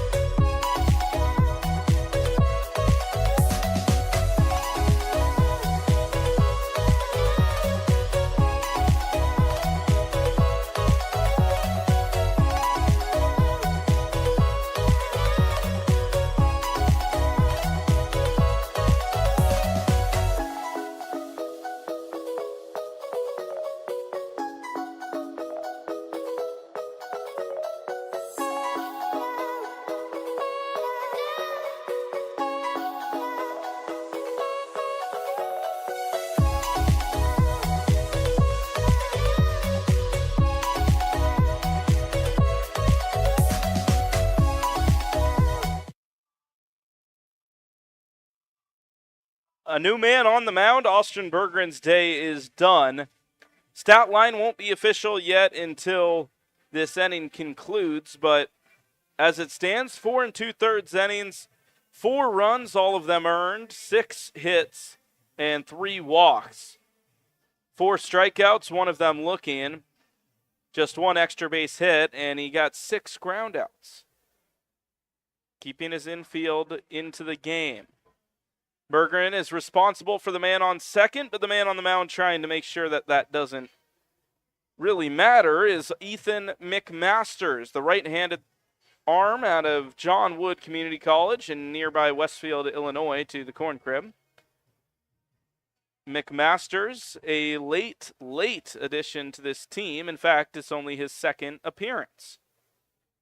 3 innings pitched and just 1 earned run in his first outing.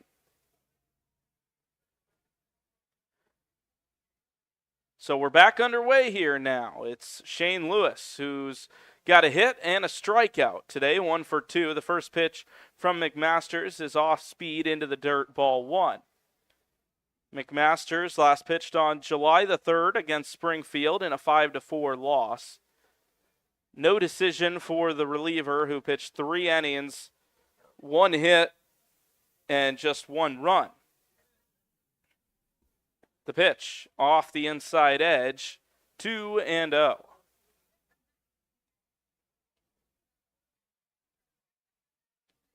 Mikey Scott stands on second base with the sliding mitt on his right hand, and the 2-0 comes home. It's a fastball outside, 3 balls and no strikes. Not the ideal start for the relief pitcher for the CornBelters. The CornBelters bullpen has been pretty solidly reliable for the most part of this season. As the 3-0 misses high, it's a 4-pitch walk to begin the day of Ethan McMasters. And of course, I say for the most part, the bullpen has been pretty reliable. It's a staff that's been able to hold down ball games regardless of how the starting pitching does. And fortunately for the bullpen arms today, they have quite the cushion as they lead by what some of our football friends would say a touchdown and an extra point. 11-4 ball game. The 5th pitch of McMasters' outing also misses outside. 5 balls and no strikes thus far for the righty. Josiah Miller in there, the batter, the left-handed batter. Are still yet to register a an at-bat rather in 2 plate appearances. The pitch misses inside. It was on the inner half of the plate, but it was a slider and it hooked inside of the plate. 2-0 the count with 2 down and runners on second and first. Josiah Miller 0 for 0 because he's walked twice. The pitch misses high, and if I was a gambling man, I'd say he's got a good shot to do it again here with the 3-0 count. McMasters now 0 for 7 in finding the zone here in the early stages of his appearance. 3 balls, no strikes. The pitch misses inside, and the bases are loaded. So some trouble for Ethan McMasters, who's thrown 8 pitches and has thrown 8 balls. And Billy DuBois pacing the dugout down the first base line. A little bit of a head scratch, perhaps seeing if he should call upon another arm to get going here in case McMasters runs into trouble. McMasters pitching with the bases loaded now, and he finally finds the strike zone. A cutter on the outside half finds the plate, and Brooks Sailors is behind in the count. The left-handed hitter steps in, an RBI, but is 0 for 2. He drove in one of the 4 runs in inning number 1 for the Aviators, and that's a called strike. Same pitch, different spot, but in fact it was down the heart of the plate. Taken by Sailors, and it's 0-2. Sailors in the 7th spot in this lineup. Would love to keep this inning going. The 0-2 missed off the outer edge of the plate. 1-2 the count.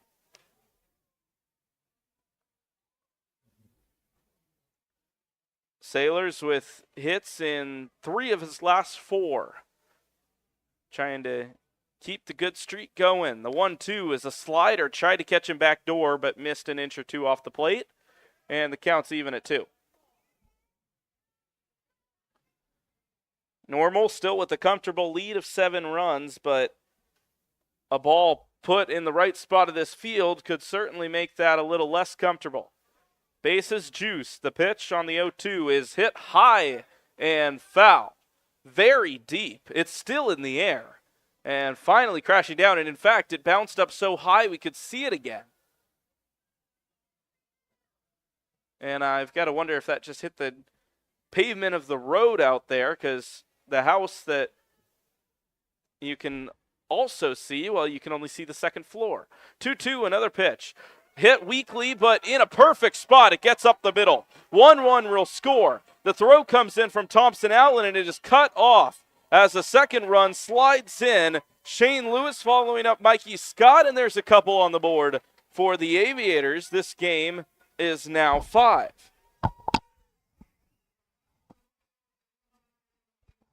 It was not a good swing, to say the least. He was well out in front of it. Kind of just threw his hands at the ball, but Brooks Sailors has singled. He's got 3 runs batted in today, and we've got ourselves a little bit of a ball game. 2-away, the pitch from McMasters just misses the inside part of the zone to Nate Bingman.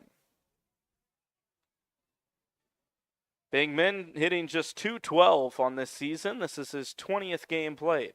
The runner breaks for second. The pitch is swung on and missed, and it'll be defensive indifference as Chase Mason checks on third and keeps the ball in his glove. The count even at 1 apiece, and a couple in scoring position for Nate Bingman batting in the 8 hole. He looks at the 1-1. It's a slider just low of the knees. The count's 2-2. Still no bullpen action from the CornBelters.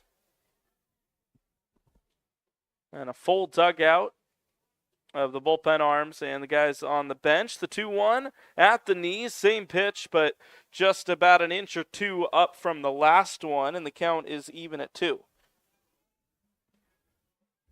An opportunity for McMasters to get out of this inning without too much damage. The pitch. Ground ball, left side. Glove by Mazzetti. That's a tough play. The throw's a little low, but Judah Morris skips it, makes the play. We'll head to the 6th.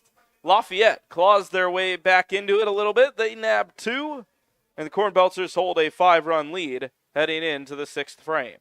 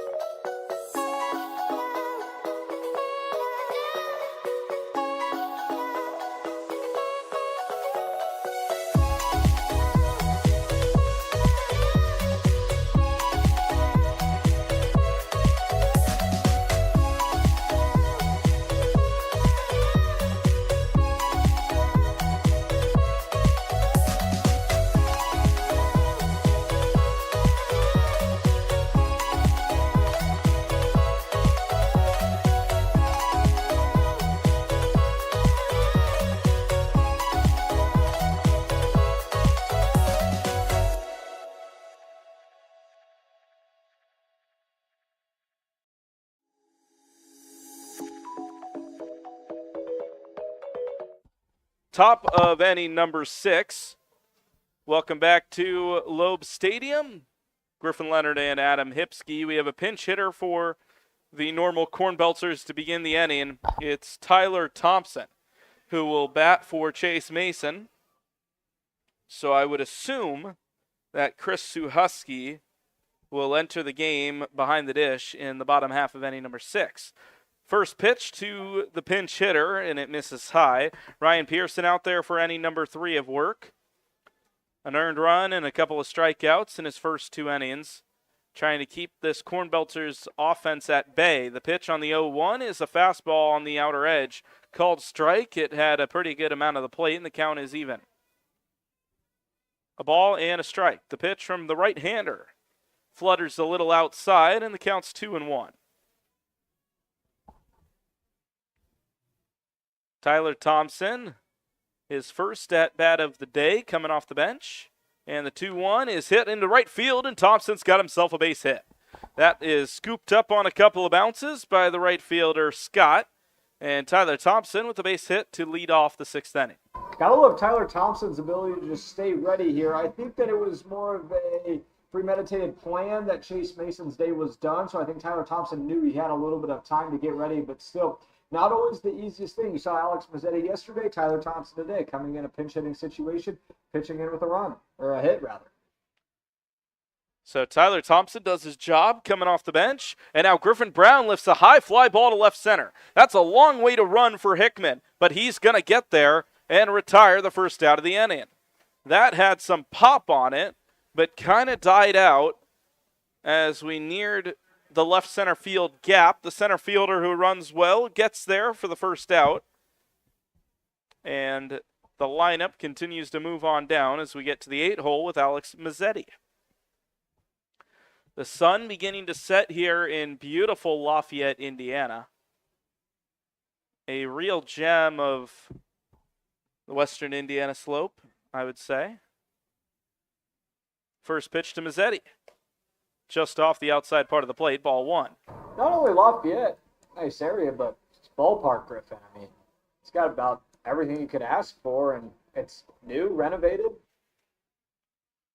Yeah, nice little ballpark as the ball is hit to the right side. Sliding to make the stop is the second baseman, Bingman. He has to go to first, gets the 1, and Thompson moves up to second base. Runner in scoring position, 2 down. We were talking about this during the break, Adam. It's a smaller ballpark than the Corn Crib, but it feels a little bit fuller because there isn't as much room for people to be.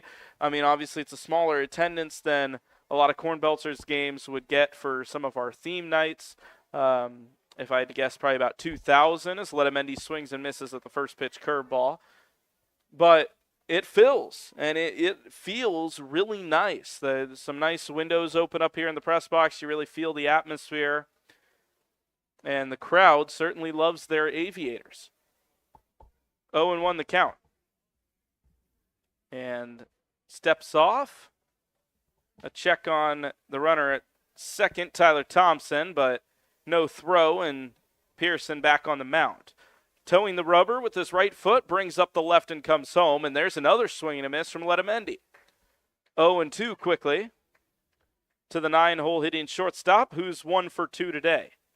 Letamendi rocketed a ball up and hit the relief pitcher for the Aviators as the pitch misses high. Gannon Wentz got absolutely nailed with a line drive off the bat of Letamendi. Letamendi looking for another base hit, perhaps away from the fielders. 1-2, hits it high to right field. That's hooking, and it's going to be a challenging play for the right fielder, but Mikey Scott fields it over the shoulder. Retires the side. Normal go without a run for the second in 3 innings. We head to the bottom half of the 6th when we return here on the CornBelters YouTube channel.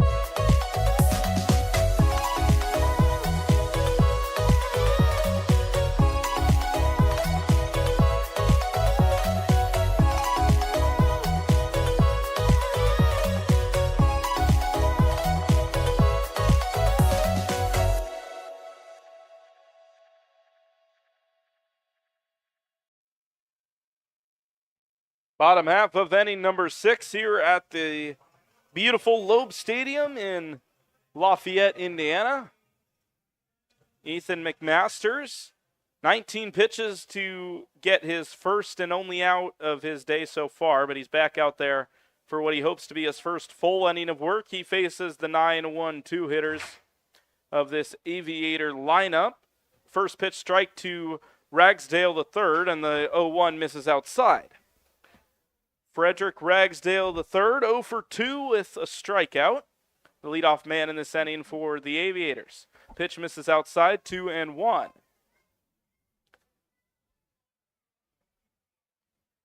Two balls and a strike. The pitch outside as Ramsdale squared to bunt, and the pitch tailed away.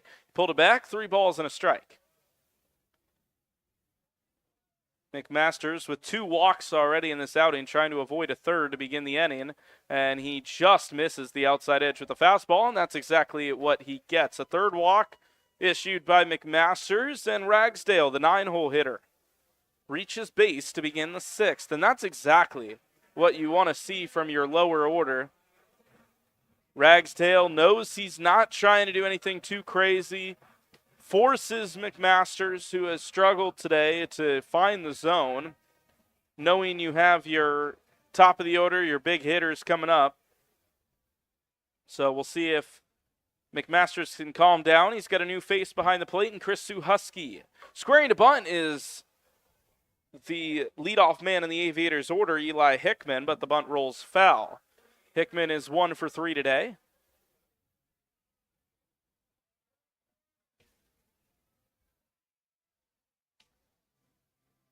Man on first in Ragsdale, and he's held on by Judah Morris. Mazzetti a little bit in on the third base side. The pitch, a slider, it tailed in, nearly clipped the batter in the box, but instead the count is at 1 apiece.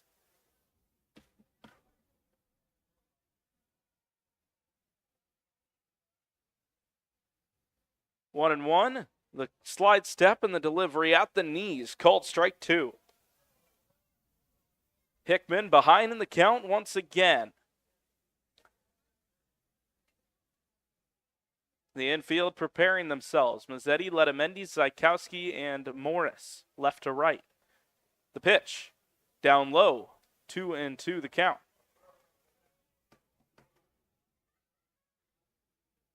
Ragsdale with a very conservative lead over there at first base. 12 bags on the season stolen for Ragsdale as the 2-2 misses low. The count's full. He has 12 stolen bases, but perhaps just knowing the situation and that this run really doesn't matter. They've got to get the bats going, and you can't risk running yourself into an out here, down 5. 3 balls and 2 strikes. McMasters. It's hit up the middle. It's dies out. Touching the bag is Letamendi, who throws to first, in the throw wide to the left of Morris. Off balance was Letamendi making the throw. They get 1, but the throw to the dugout, it hits the netting of the dugout, so it stays in play. And Hickman will have to stay at the first base bag. And it was interesting because depth perception up here sometimes a little bit difficult, and off the bat, at least to me, it looked like it was a line drive heading up the middle, but it completely died out as it was off the handle, and they get the out at second. So runner on first, and now Hickman heads to second. The pitch is skied foul to the left side, hit a mile, but a mile in the wrong direction. And Adam, I fear that ball may have ended up near the church that we parked at down the street. I don't know if it's reaching all the way out there, but one that maybe, you got to plunge for a second at least. Gonzalez digging back in for the 0-1, and he swings and misses at the slider, which tailed away.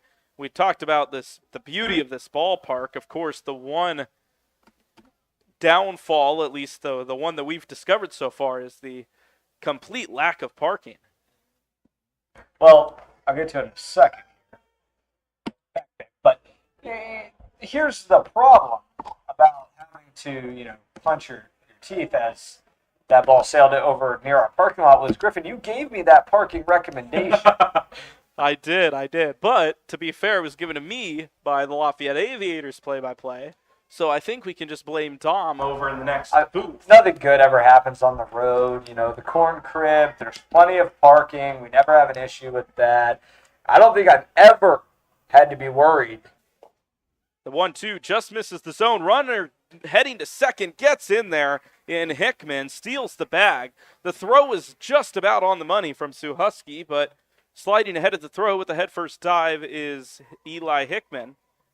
Stolen base. Nice heads-up base running there from Eli Hickman. It's kind of his role as the leadoff man in this lineup. But, yeah, the corn crib, there's plenty of room for a ball to get out. You still are probably a good 100 yards from having your car get hit. 2-2 the count with one away. Runner on second.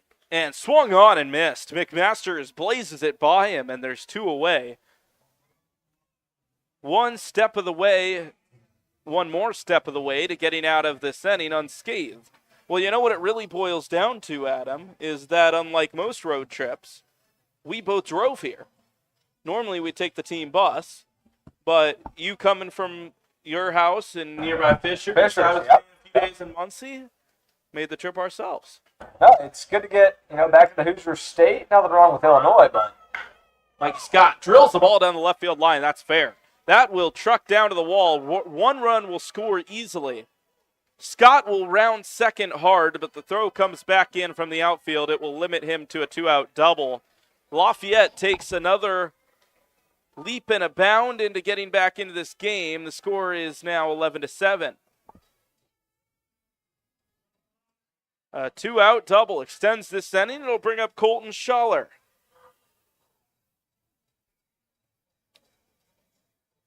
The left-hander in the box with a man on second. They trail by just 4. They trailed by as many, if I can do the math here, as 6. It's been a while since I've had to take a math class, I'll be honest. 11-7 the score. Slide step delivery and a first pitch strike. And talking about not being on the bus, the nice thing, of course, we're on our own schedule. I took a little bit of time this afternoon, got to the Lafayette area a little bit early after some lunch with family. Went and checked out the beautiful campus nearby in West Lafayette at Purdue University as the ball slashed foul down the right field line, clanking off the beer garden in right field and out of play, 0-2. Beautiful campus they have down there in West Lafayette. And, of course, I'm biased as a Purdue fan, but getting to walk across Neil Armstrong Hall of Engineering, go check out Mackey Arena and Ross-Ade Stadium, the whole athletic loop. Some of those Big Ten campuses are just beautiful. The 0-2 misses low, and it's no a bit of wet. It's no Ann Arbor. I've never been up to Ann Arbor. Got to go sometime. I've also heard good things about Madison, Wisconsin. Okay. Two states I've never been in other than an airport. 1-2. And that's low. I guess that comes with not living in the Midwest. Also comes with not having a prospect league team located in Michigan or Wisconsin. All around the Midwest, but we're dodging Michigan, we're dodging true. Wisconsin. Yeah, I don't know. I guess the Northwoods League claimed Wisconsin as their own, and I don't know about Michigan. They got, I don't know, maybe Ann Arbor's enough for them. As the pitch is fouled away, the count stays alive at 2-2 as Colton Schaller takes a little bit of a walk around the box and will settle back into the left-handed batter's box. The sun has finally set here in Lafayette.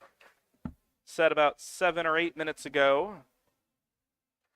And the sky illuminated in nice colors of blue with some pink shades out on the horizon. A swing and a miss on the slider. McMasters sets him down. It's his second strikeout of the inning, and it gets the job done. 11-7. The score here in Lafayette as the Aviators continue to make a late charge. We'll head to inning number 7 right here on the Colonels Collegiate League and Normal CornBelters YouTube channel.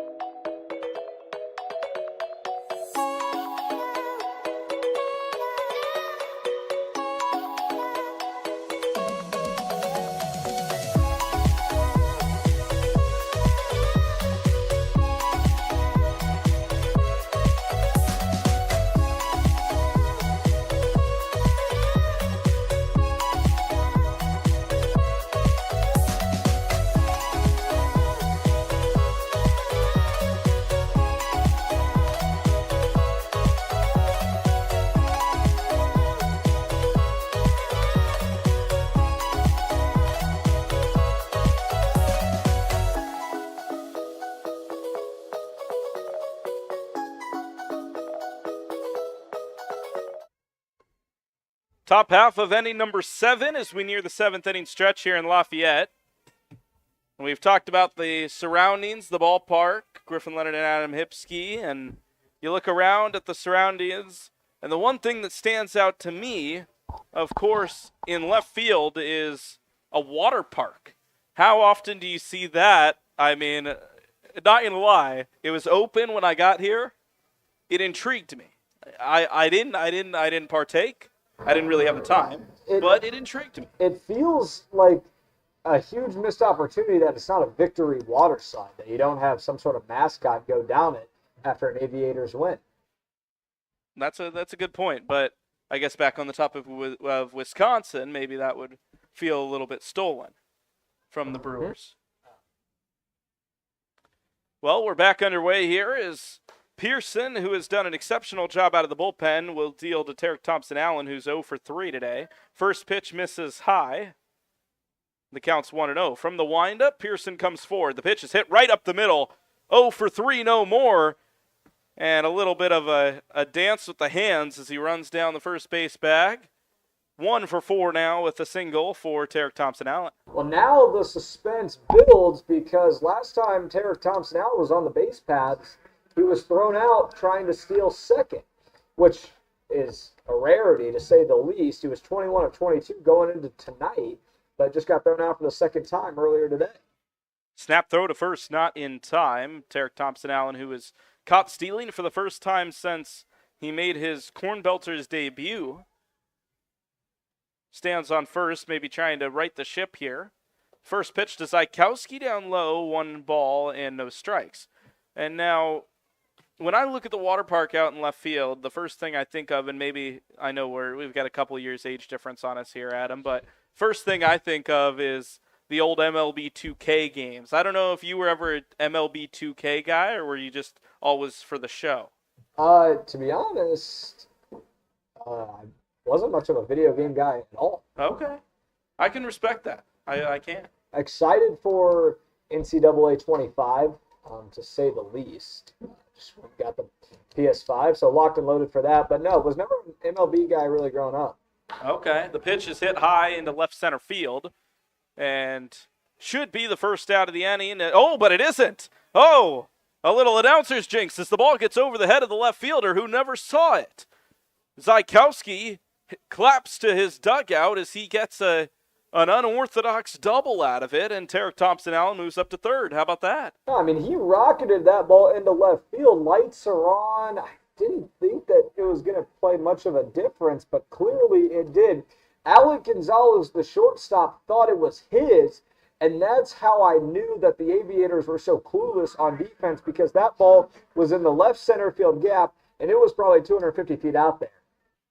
It was a shot. And yeah, if the infielder thought he had a chance, then perhaps the ball kind of just disappeared for a second.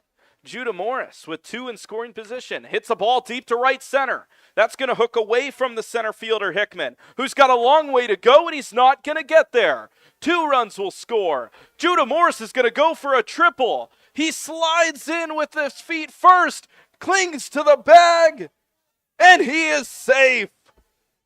A 2-run triple. Judah Morris. How about that kid?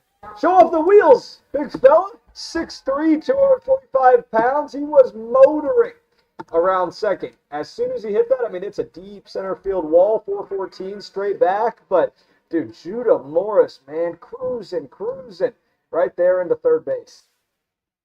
He nearly came off the bag, which is why I had to wait so long to distinguish safe or out. But he clings on with the right hand, and it's a 2-run triple, excuse me. And a man on third with no one out. Fly ball, center field off the bat of Wilczewski. It'll be playable, it'll be caught, but it will be well deep enough to score Judah Morris, who hustles home. 4 for 4 is Judah Morris, and he's got a couple of runs scored on top of it. 14-7, the CornBelters lead as the bats come alive once again. Lead doubles, Judah Morris. I mean, we're talking football here. Illinois State, Purdue, we're in Lafayette, Normal, Bloomington. Football 14-7. Well, my guess would be that the score would be a little bit higher than 14-7 if Purdue played Have you ever Illinois seen State. Have you ever seen Big Ten football? They're not bad. They're Come not on, bad. give defense the credit. 1-0 ripped foul off the netting from off the bat of Landon Johnson, who's 3 for 4 with a couple of runs batted in. Anyways, back to Judah Morris right there. Base running clinic. He hits a ball into center field, takes third, and then sac fly, tags out. Exactly what you're looking for right there on the move. It's cut and dry as it gets. The pitch just misses the knees. The change up to Landon Johnson, and the hitter ahead in the count now, 2-1. One away, and the base is empty. Fastball, chopped, kind of a chopping swing, fouled it off high out of play, 2-2. Love Landon Johnson's approach here. His hands so fast, so quick through the zone. He knows what pitches he likes, and he knows when he's in a 2-strike count, it's got to foul him off. 2-2 to Johnson. He rips it right field. Oh boy, but it's foul. That one would have had a shot. Of course, it's a high fence out in right field. Lafayette's version of the Green Monster. It's probably 25 feet tall if I had to guesstimate it. And it might have had a chance at clearing it. The next 2-2 is inside and the count's full. Talk about a 2-strike approach, shortening your swing, just trying to get back to the ball. Landon Johnson doesn't care. He got all of that foul ball. Full count. The payoff. Fouled away to our left. Landon Johnson putting together an at-bat. This CornBelter offense has excelled today. 14 runs now off of 15 hits. And they haven't been gifted a whole lot apart from the early struggles of the Aviator pitching, trying to find control. Give credit to Ryan Pearson out of the pen right now, who has provided some stability for Lafayette, bringing a third so far. But, yeah, no, CornBelters are all over it. They had a nice offensive showing yesterday and carrying that over today on the road where they've had some big struggles. Another payoff to Johnson, and he takes it low, ball 4. A quality at bat for the ages. And he will take first with one away. Not something Landon Johnson's used to through 122 at bats. That was just his 11th walk, but one where he had 2 strikes on him, battled, continued to battle, finally found a ball 4 and took advantage of it. Now pitching change. Right as I say, Ryan Pearson providing some stability. It looks like his day's draw to a close. Yeah, the longest outing of the season for Ryan Pearson comes to an end. Potentially the source of some of the struggles. 3 1/3 for Pearson. He shakes his head as he exits the field. We'll have a new man on the mound when we return. It's Normal 14, Lafayette 7.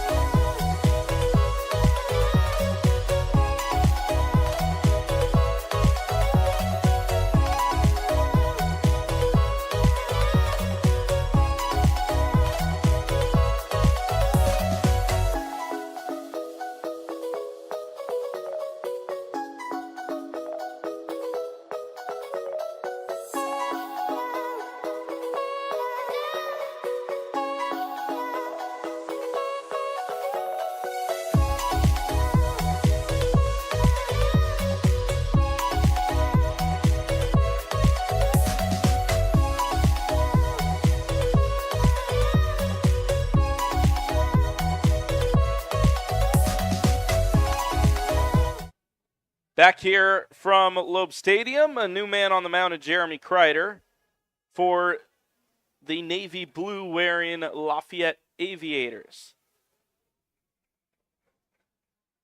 Hispanic night at the ballpark, and Los Aviators struggling today, trailing by 7.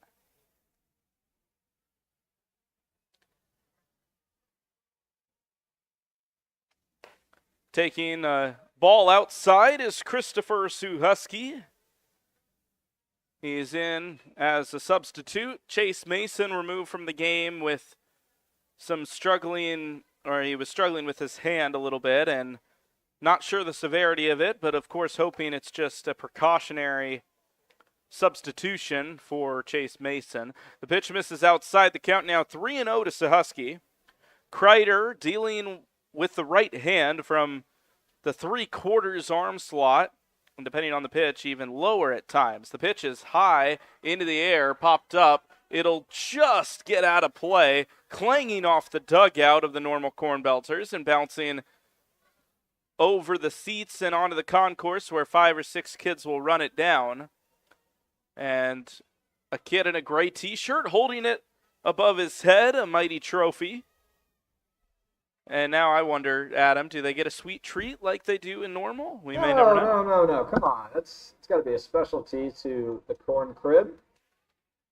3-1. Pitch popped into right field. It's going to die out. Coming in is the right fielder, Mikey Scott, and he makes the play. There's 2 away now for the Aviators defense trying to end this inning. We were talking earlier before the break about video games and the water park, and the reason I brought it up was, well, in MLB 2K12, the first video game I really played as a kid, you know, they had all these generic minor league ballparks, and you'd make your player and try to go to the major leagues. And, of course, the ballpark that I was in, as there's a called strike to Griffin Brown, there was a water park in right field. Because, of course, the 2K developers, I'm sure, got bored and just threw a couple things into the ballpark, but I'm seeing one in real life for the first time. How about that? Absolutely. Yeah. No, I mean, not in right field, this one in left, but no, it's a beautiful piece of scenery, and it definitely gives a nice backdrop. 1-1. The pitch is outside, certainly a little more colorful, both in the literal and figurative sense than the trailer park in left field of the Corn Crib in Normal, Illinois. Oh, come on. 2-1 with a man on first and 2 away. Swung on and tipped into the glove of the catcher, Griffin Brown, down to his last strike here. The fans, I'm sure, are waiting the 7th inning stretch. But the Aviators aren't quite there yet. The 2-2. Check swing. Did he go around? No, he did not, says the first base umpire. That was a close one. And the count's full after the unsuccessful appeal. Landon Johnson on first will be moving on the pitch here. And he does. The 3-2 just off the inside part of the plate. Oh, that looked good. But a 2-out walk extends the inning. Griffin Brown reaches base for the second time today. Talking to some guys before the game, they've been to Lafayette. They've had this home plate umpire before. They knew it was going to be a small zone. And I mean, what exemplifies it more than that pitch right there? That looked good, but not enough to ring them up. 2 down, men on second and first, and Alex Mazzetti 0 for today. Takes a pitch, a fastball outside, ball 1. Mazzetti trying to do what Tarek Thompson-Allen did at the beginning of this inning and single to break that 0 for streak. And doing so would effectively knock in a run as there's a foul tip in to the glove of the catcher. Saylor squeezes it, and it's 1-1. Johnson on second. Griffin Brown, the Michigan State future Spartan, standing on first. The pitch sat in on the barrel, and it was popped foul by Mazzetti. If the inning continues, Eddie Letamendi will bat. He stands in the on-deck circle right now, or rather the space where you'd expect the on-deck circle to be. The turf circle is well off the dugout onto the green grass part of the exterior or the interior of this ballpark. The pitch is outside. 2 balls and 2 strikes. Kreider checks on second, kicks and comes home. Ground ball right side through the hole. That should score 1. Johnson ricketing around home or third trying to score, and he will, standing up. The right fielder, Mikey Scott, bobbled the ball in right field. Otherwise, they may have had a shot at the plate, but the cutoff man snags the baseball instead, and it's 15-7.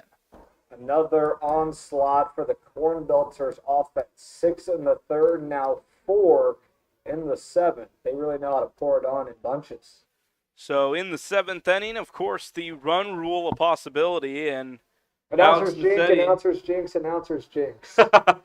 Hey, you got to call like you see it. I gotta inform our viewers on the situation here. Alex Mazzetti would be run number 17 if both runners were to come in to score, but Eddie Letamendi is going to need to find something with the bat if that's going to happen. He takes the first pitch outside, ball 1. Mazzetti leads off first, and the 1-0 is high and tight. Hitters count for the shortstop. The infield shifted to the left. The shortstop, Gonzalez, in the shallowest of left field. The pitch, 2-0 on the outside corner, taken for a called strike.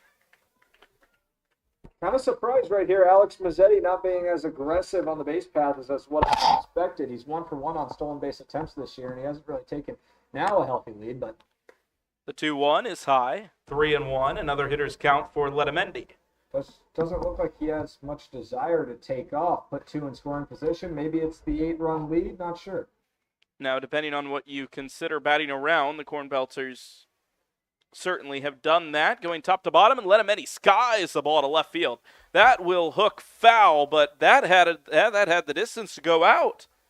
Letamendi got a hold of that one, but it's foul and a long strike 2. Way too early on it right there. The righty Letamendi just pulled that one. He was out in front of it. Got a hold of it for sure, had his line, but yeah, just got to work on his timing here on a full count. Tarek Thompson-Allen in the on-deck circle, who singled to begin this inning. The pitch behind Eddie Letamendi. And the full count results in a walk. The bases are loaded. All right, Tarek Thompson-Allen's time. Bases loaded right here. He's been active so far this inning. Came around to score. Now a chance to do it again. Tarek Thompson-Allen, 1 for 4 today, has the bases loaded. Ducks on the pond for the CornBelters, up 8. 2 outs. Kreider comes home. Fastball outside corner, called strike 1. I will say it's felt like Tarek Thompson-Allen's been a little bit more aggressive today. Hasn't looked at a lot of pitches. 0-1. And grounds the ball second base side. Gloved on the forehand, on to first goes the throw. And Bingman retires the third out. Kreider gets out of it, but 4 runs for the CornBelters in the 7th. They lead by 8. Will return in a moment's time.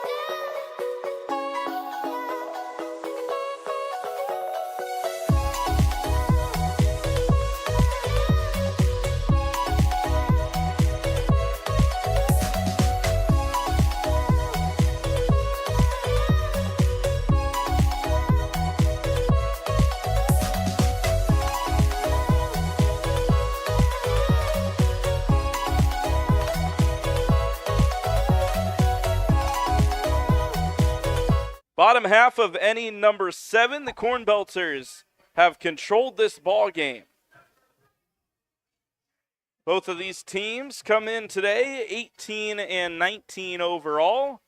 One of them will improve to an even 500. The other will look back on this game as one they perhaps should have won. Ethan McMaster's out there for another inning of work. His first pitch cuts in toward the zone but dips a bit low, and it's ball one to Shane Lewis. Lewis 1 for 2 today with a walk and a strikeout. 1-0, and now 2-0 as the pitch would have drilled a right-handed batter, but instead Chris Suhusky saves the day and grabs the ball 2-0. The pitch to the leadoff man. Lewis swings through it, 2-1.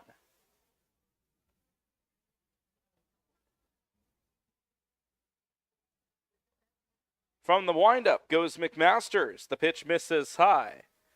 The crowd enthusiastically singing "Take Me Out to the Ball Game" in the innings break. They didn't have a music track. Everyone just kind of sang along. It was kind of nice as the 3-1 is hammered in right field. If it stays fair, that one is headed for the seats. It is gone. Shane Lewis, a towering shot. And the Aviators get one back. It's home run number 7 for the outfielder. And the score, 15-8.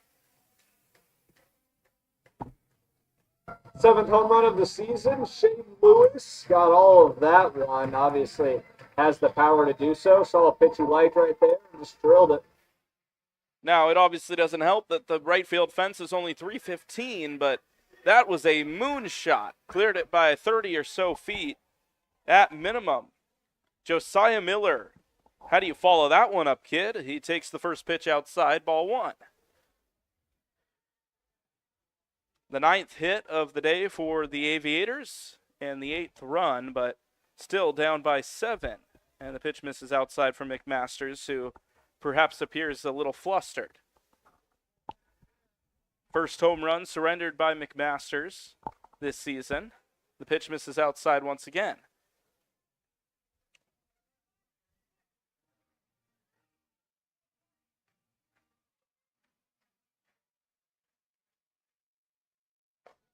The 3-0 in there for a strike, called by our home plate umpire, and it is 3-1 now. 3 balls and a strike. The pitch from the righty, well outside, and a walk with no one out. Aviators are cooking up something once again.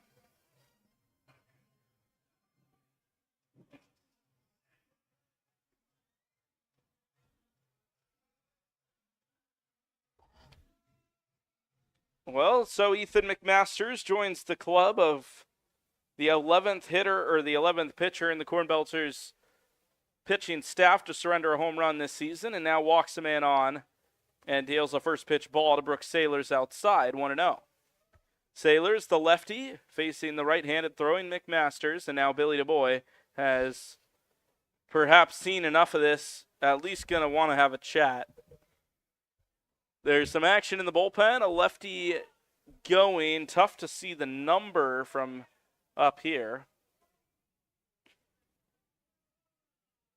But I believe that's Dylan Warda, the left-handed arm, throwing for the Belters right now. Billy DuBois, some of his signature time wasting, I'm sure, right now. Which, don't get me wrong, in times it works perfectly. He didn't even have to get it broken up by the home plate umpire this time. Billy was honestly, on it. I'm surprised.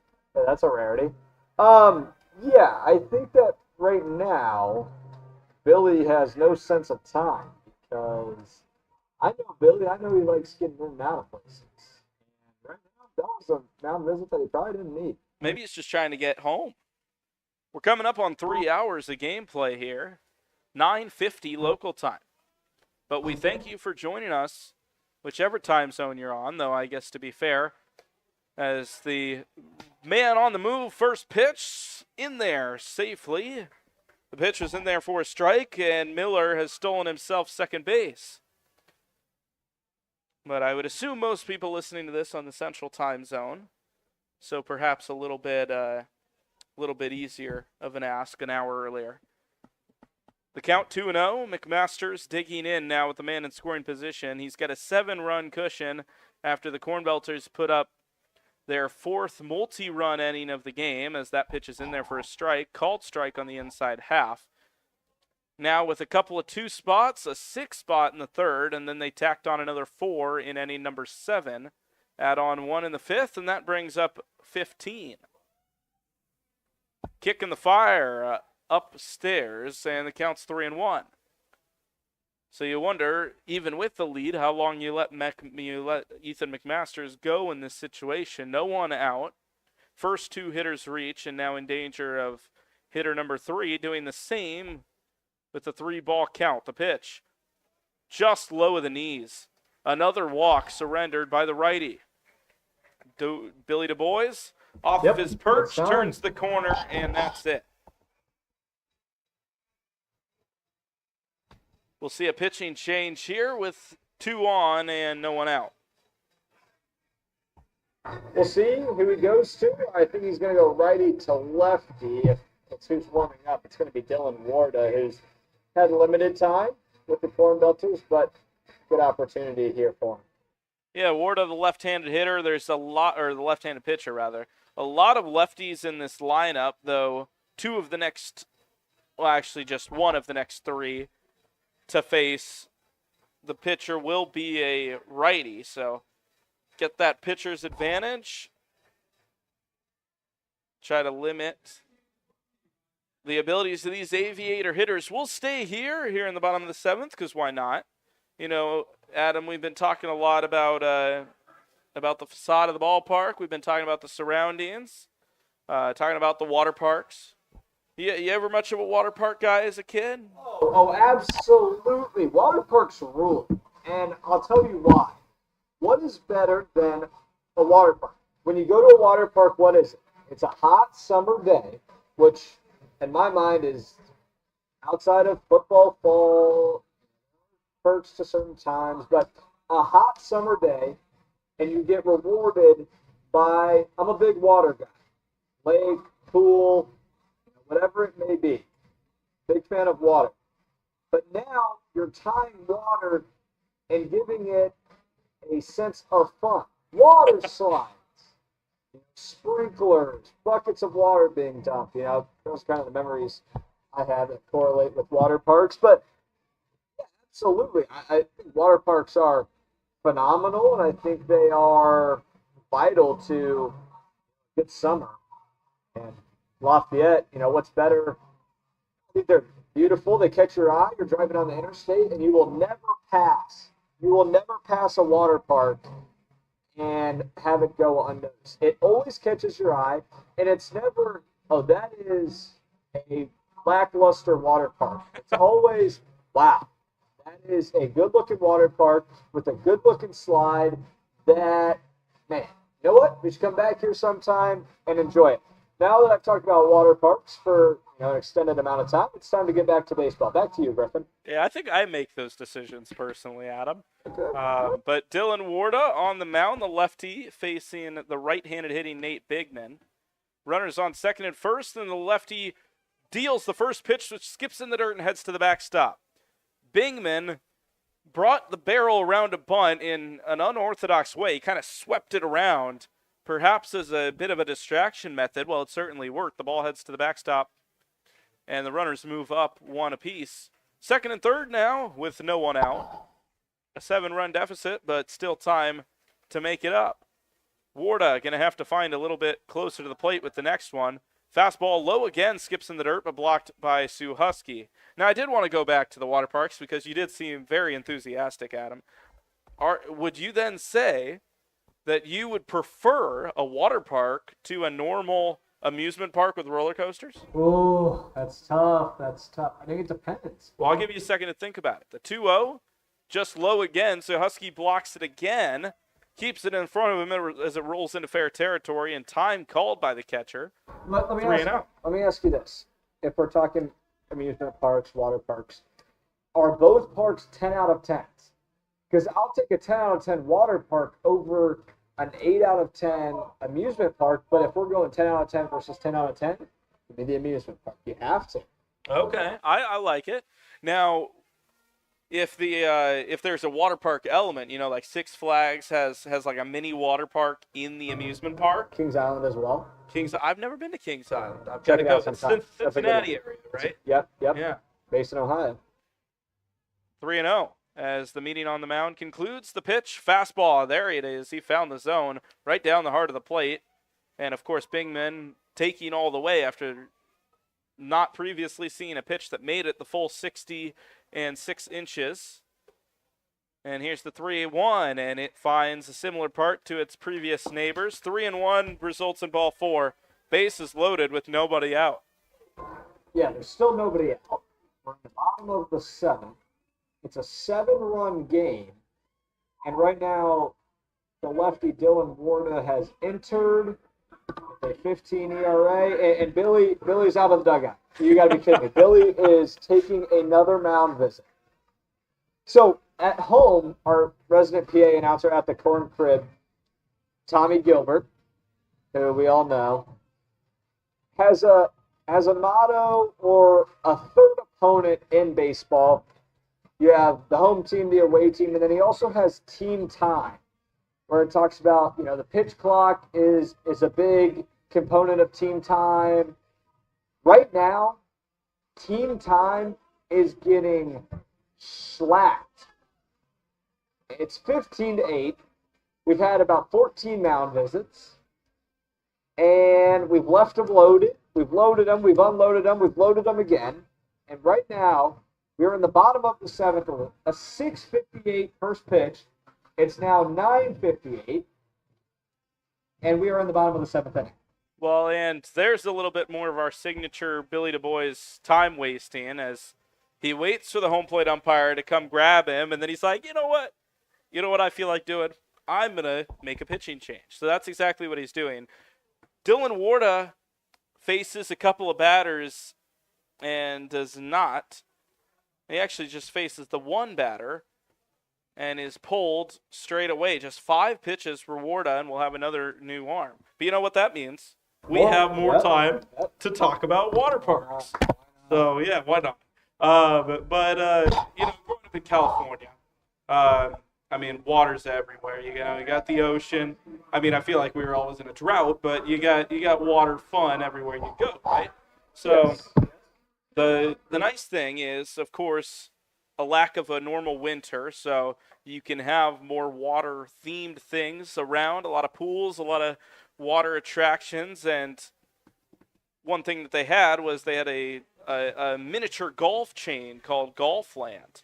And it was based in Northern California. I had a former Little League coach that owned one of the locations in the area. And his location specifically had water slides at the miniature golf course. So, you play a little putt-putt, and then you'd throw on the swim trunks and go for a little bit of a dip. And it was a good time. That is summer epitomized. I mean, what is better than that? Well, and you got to maybe kick off summer.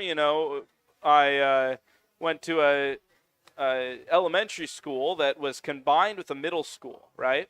And end of 5th grade, you kind of make that transition into middle school, and there's obviously a celebration that goes along with that. And our 5th grade class, taught by Mrs. Niblink, who was a Vikings fan, which never really understood that, but I'll give her the pass this time. But every year, she'd take the 5th grade class to this miniature golf course. And they'd head on to Golfland and enjoy some time together as a class before we all headed off to middle school. Some people would change schools. So I remember heading out there as a 5th grader, celebrating the end of my elementary school experience, heading to miniature golf, playing about 3 holes, and then everybody deciding, hey, it's time to take a dip in the water, head to the slides. So fond memories of San Jose, California. Back underway here. We have a new arm, Tyler Altenbomber, the right-hander, deals the first pitch at the knees. Perfect placement with the fastball.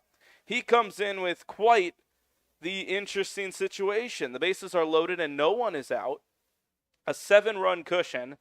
The 9-hole hitting Frederick Ragsdale III in the box. Another pitch right on the knees. Perfect placement again. Altenbomber came to play. The count's 0-2. Ragsdale will be followed up by the top part of the order when his at-bat concludes. Bases juiced. The 0-2, the pitch from Altenbomber. Grounded back up the middle. They've got to play at the plate. They come home and get one. Sue Husky had to drop to a knee to make the catch as it was an underhand toss from Altenbomber. A little bit low. He catches the ball cleanly for the first out, unable to get back up and make a throw down to first. So they settle for one. The bases stay loaded, but the run stays off the board. There's one away. 1 hit and 4 attempts for Eli Hickman. And the lefty stands in to face the right-handed throwing Altenbomber. He deals the first pitch outside of the strike zone for ball 1. You know, they brought in Dylan Warda to try to eliminate that right-on-left ability for these Aviator hitters, but Warda wasn't hitting his spots, and now they're back to another righty on the mound. Altenbomber finds the zone, the outer half of the plate with the called strike, 1-1 with one away. Base is still loaded. The leadoff man of the lineup in the box, and the outfield is a little bit in to reflect both of those scenarios. The pitch is popped up left side, hooking toward the foul line, and it will stay in play but get out of fair territory. 1-2 the count as Griffin Brown picks it up and flips it into the stands. 2-strike pitch coming for Eli Hickman, who has avoided the strikeout to this point in this game. A long ways back here for Hickman now. 1-2. The pitch. Ground ball right side. It will trickle foul. Hickman has done a solid job avoiding the strikeout in this season so far. 14 strikeouts in 21, now 22 games played. 12 walks, so not a bad ratio there, although I'm sure, of course, as the hitter, you'd like to have the walks be that greater number. But here's another 1-2. Altenbomber from the waist, popped up left field. It's hooking. Griffin Brown under it. Fields it coming forward. The throw will come in, but it won't be in time. 1 run will score. The other 2 runners at second and first hold in their positions, but 1 run comes in, and it makes it a 6-run game. So Sailor scores. Lafayette on the board for the second time in this inning. And once again, they try to claw their way back into it. 15-9 the score. Altenbomber gets 1 out, surrenders a run. It won't be charged to him, but now a hit is into left field. That one's going to be trouble for Griffin Brown. He cuts it off, fires it back into the cutoff man Mazzetti, but not before another run comes in to score. Second to home goes Bingman. Ragdale and now Gonzalez take their spots at their respective bases, and the score now 15-10. Quite the offensive day. Adam earlier talking about team time, and the benefit of that, of course, being that the fans who paid for tickets today, I'm sure have felt like they've gotten their money's worth with the amount of baseball that they've gotten to see here at this ballpark.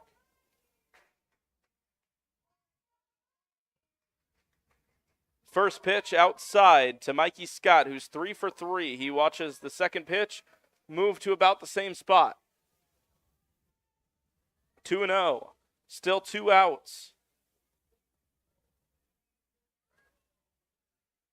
CornBelters by 5 here in inning number 7. Altenbomber stares down second, comes home, and the pitch is ripped into left center field. That ball is off the wall on a bounce. The crowd erupts here at Loeb Stadium. 1 will score. Gonzalez all the way around from first. He scores. And this is a 3-run game. 15-12. Lafayette making the CornBelters work. 15-12 the score. A 2-out, 2-run double for Mikey Scott, who's got his 4th hit of the game. That is superb.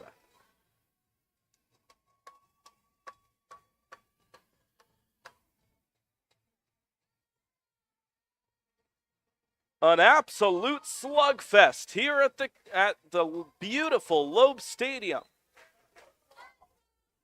2 away, Altenbomber delivers a first pitch strike to Colton Schaller, doing his best to remain unfazed, but Schaller a dangerous bat as well.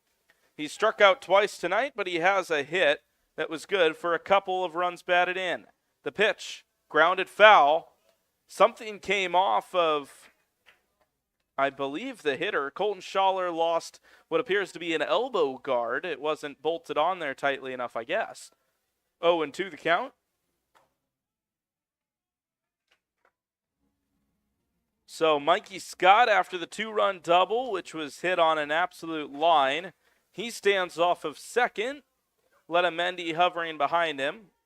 And Altenbomber will reset things as he steps off of the mound to his right.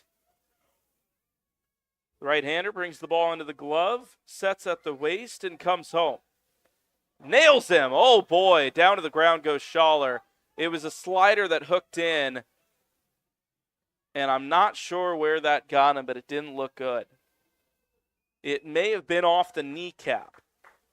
But he's back on his feet, tosses the elbow guard, and will walk down to first base. A round of applause from the home fans here at Loeb Stadium. But another man on for the CornBelters defense to have to deal with. The tying run is coming up to the plate now in Shane Lewis, who hit a home run his last time. Yeah, I mean, right now we're on the brink of, we were 1 base hit away from being in run rule territory. Tarek Thompson-Allen with 2 outs, if he takes it up the middle, it's 17-7, and a 3-up, 3-down inning, and we're over. Now it's 15-12, and a powerful bat in Shane Lewis has a chance to tie this game up at 15. 15-12, the CornBelters lead the Aviators, but that could change. Shane Lewis ripped a ball to right field, well over the board here in right field with all the sponsorships. And he sets in, takes the first pitch low, 1-0. Lefty digs in, Altenbomber will fire, and that pitch is a big swing and a foul ball off to the left side. He was swinging for the fences there, you could tell. A ball and a strike, the count's even. How could you not be? Situation like this, all the momentum on Lafayette's side, chance to tie the game with 1 swing, come out firing. He's already done it once this inning. A ball and a strike. Altenbomber stares down second, now looks to the plate and comes home. The pitch misses high. And, you know, and it's crazy to make a statement like this with the score as high as it is, but you don't know if this is going to be your last chance to potentially tie the game. The offense could become stagnant. You could kind of fall off the curve a little bit. But Shane Lewis trying to change this game. He pops it up left side, flutters into the glove of Alex Mazzetti, and that will finally retire the side. We head to inning number 8. 15-12, the CornBelters lead the Aviators.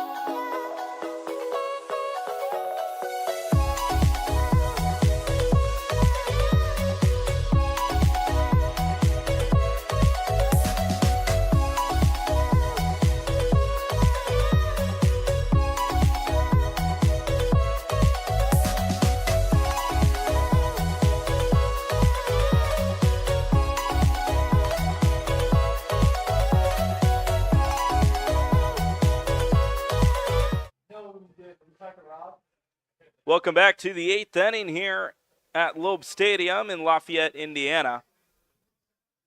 Dark skies, but nothing short of fireworks here on the field. The first pitch to Zach Zykowski misses the inner half, ball 1. Jeremy Kreider is out for what he hopes to be his first full inning of work, and he delivers a 1-0 fastball on the outside edge. The count is even at 1. He went through 2/3 of an inning last time to get out of the jam caused by the CornBelters hitters as the 1-1 misses high. The count's 2-1 now. Walked a couple of men, but got out without any earned runs against him. It'll be Zykowski, Judah Morris, and Will Jeske. Zykowski trying to start things off right. Singles to right field, and they've got a leadoff base hit. It's the second hit of the day for Zach Zykowski, and it's the 4th time today that the second baseman has reached base for the boys in green.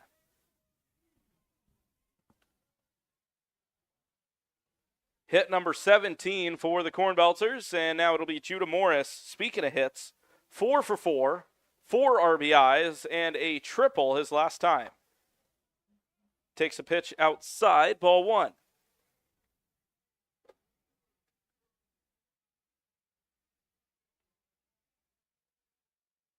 Judah Morris, a home run away from the cycle, and he hits a hard line drive into left center field.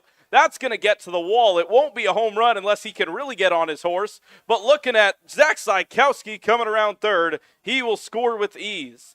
Second double of the day for Judah Morris, 5 for 5 on the day. Absolutely absurd from the CornBelters' first baseman. And it is 16-12.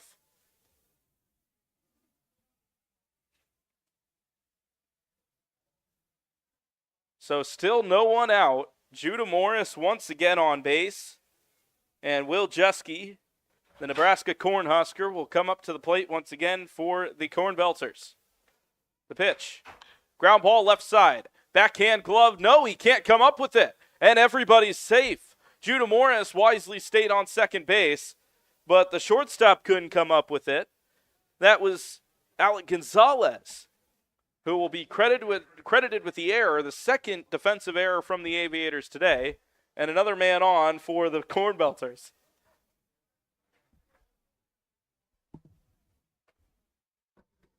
This game, as we have now reached another pitching change, is going to see its 9th pitcher, and we have played 8 innings. We are in the 8th inning. We have not played 8 innings. We have had more pitchers than we have had innings. That is the sign of poor defense, a lot of miscues. Well, I guess order some DoorDash, settle in. I've heard Lafayette provides good post-game meals, so gives us a reason to stick around here, but no need to elongate this game any more than we already have. Let's get out of here with a victory and continue this playoff pursuit. I guess we have time to maybe go through some scores now with another pitching change. Yeah, let's do it. You want to take it or shall I? Yeah, hey, why not? Why not?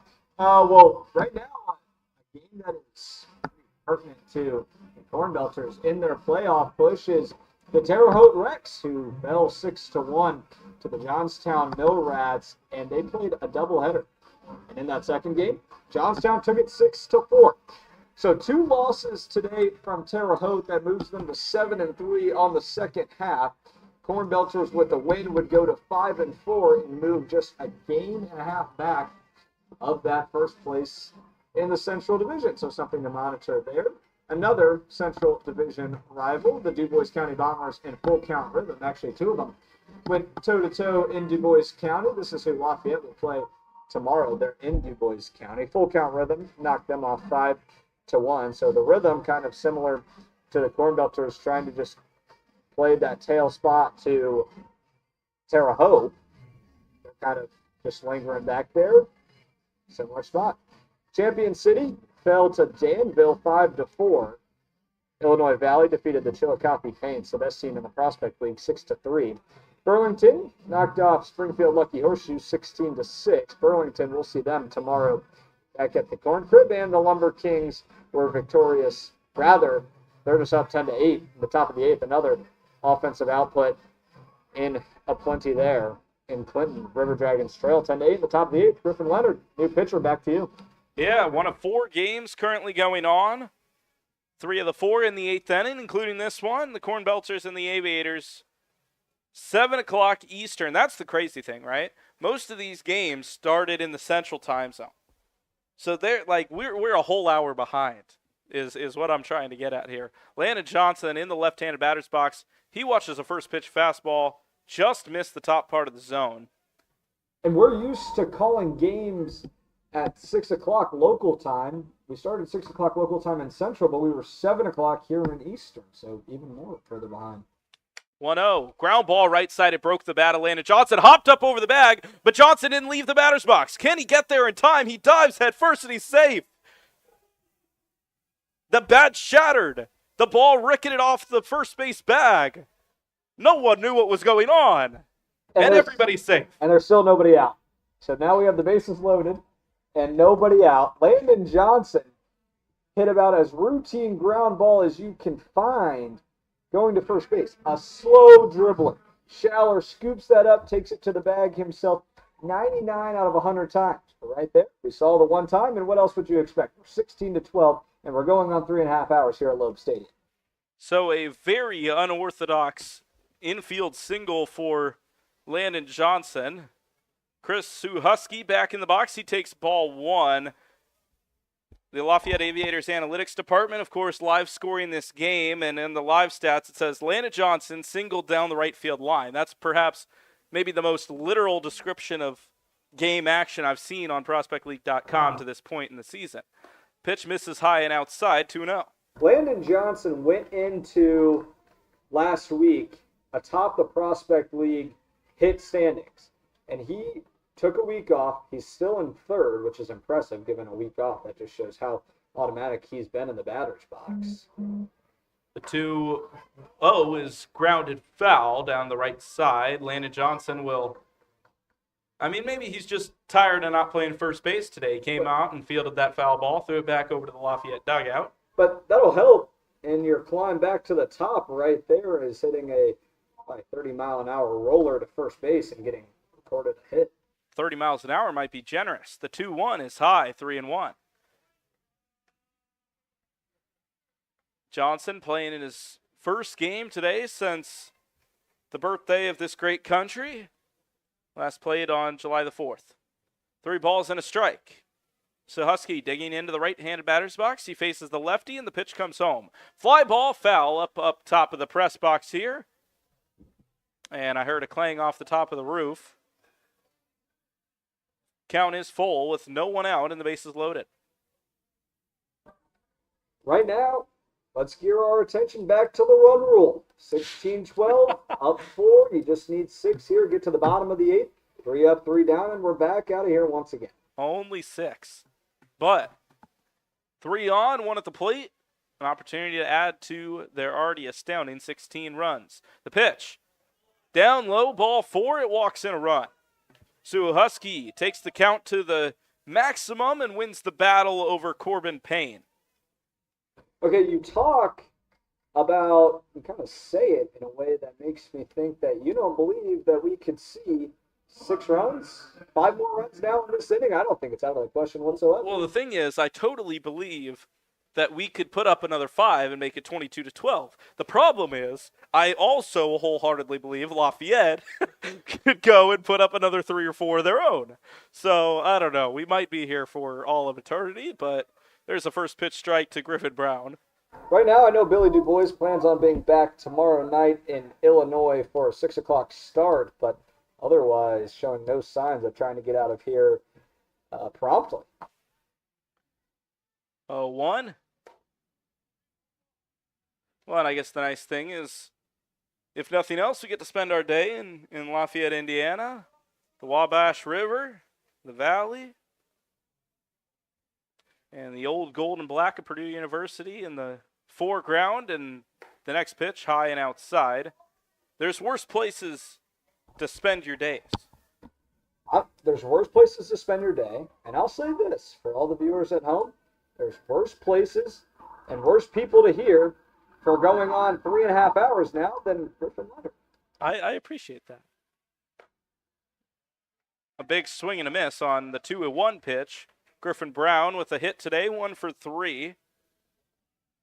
Looking for hit number 2, the outfield back, trying to prevent that. As Will Jeske stands on third, Landon Johnson on second, and the catcher, Sue Husky, at the first base bag. Count's even at 2. Here's the pitch, and it tails outside. The count is full.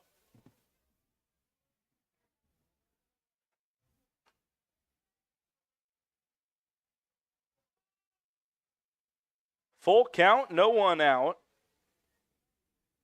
of what has already been up near a 3.5-hour ball game to this point. And the pitch misses high, and another run walks in.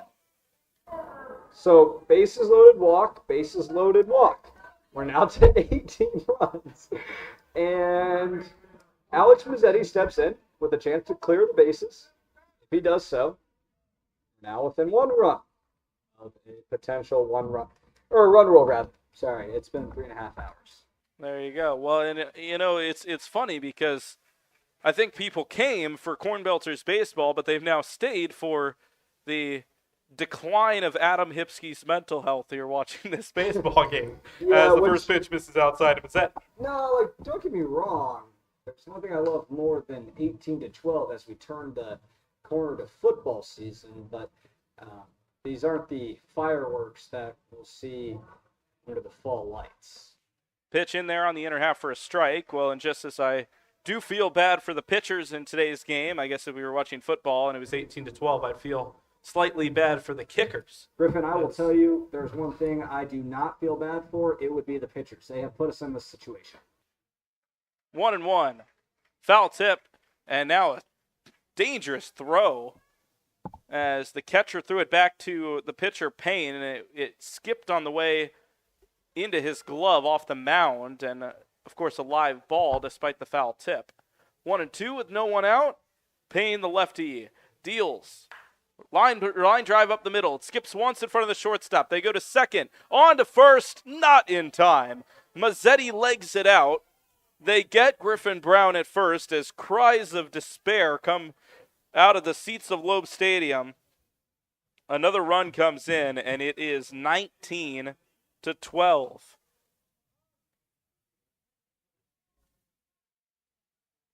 And another thing to mention, Adam? Give it to me. Of course, on this score bug here on our stream, you got to resize the text when we get to double digits. I'm going to have to resize it again if we get to 20 because the 2 is going to be too big. Yeah. What a disaster. Pitch outside to Eddie Letamendi. The team has nearly batted around once again. Letamendi will be followed up by Tarek Thompson-Allen. Runners on the corners, 1 down. 19 runs on 20 hits for the normal CornBelters. And a strike called in there evens the count at 1. And the crazy thing is, with everything that's gone down here today, it still might not be enough. Wish it was. A ball to strike, 1 out. Runners on the corners, the pitch fouled off to the screen by Letamendi. I also wish I had another water park story. But no, and what's crazy is that we thought we were doing that to fill time, and that was an hour ago. So... Foul ball, and the curveball extends the count, keeping it at 1-2. Baseball is a beautiful yet cruel sport. Tonight it is cruel. But I hope you'd agree with me when I say I'm still very happy to be here. Swing and a miss from Letamendi. He goes down swinging, 2 down. Tarek Thompson-Allen will take his place in the batting box. Griffin, as we near towards another potential end of the half inning, although nothing's guaranteed, especially not in this marathon of a game, but last inning, they had a chance to put it over that 10-run threshold, and they left them loaded. Seems like we're nearing that once again. Well, the 10-run or the 10th run is at the plate right now in Tarek Thompson-Allen. Takes a pitch high and tight, ball one. He's certainly got home run power. We talked about it earlier on the broadcast about batting practice, and Tarek's seen the ball very well, putting a few over the fence here in right field, and I'm sure there wouldn't be much of a problem if he did it again. As the pitcher slipped throwing that ball, it'll go back to the backstop. It would have been a decent delivery in cricket, bouncing about 10 feet short of the plate, but off the top of the chest protector of the catcher and back to the backstop. 20-12 the score as a 5th run comes in from the CornBelters in this inning. Throw it on the board. Another sport that we have discussed. Baseball, football, and throw cricket into the mix. We are now, it's 20-12. The pitch in there for a called strike, and because I brought it up, I did want to point out, and I'll show you here, Adam, that 20 doesn't look too bad. No, it does not. Does it belong on the scoreboard? Probably not. But the 2-1 is lined back to the screen by Tarek Thompson-Allen, who adjusts his batting helmet and adjusts his grip on the bat. 2-2, 2 outs. A man on second in Alex Mazzetti, who took second on the wild pitch just a moment's time ago. 2-2. Corbin Payne delivers the pitch, and it is high of Tarek Thompson-Allen. He ducked under it, otherwise it may have tagged him in the helmet.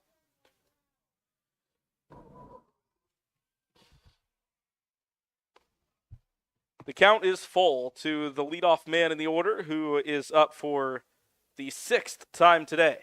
The pitch, fly ball, left field, coming in and making the catch is Ragsdale III. We will play 9, and we will be right back.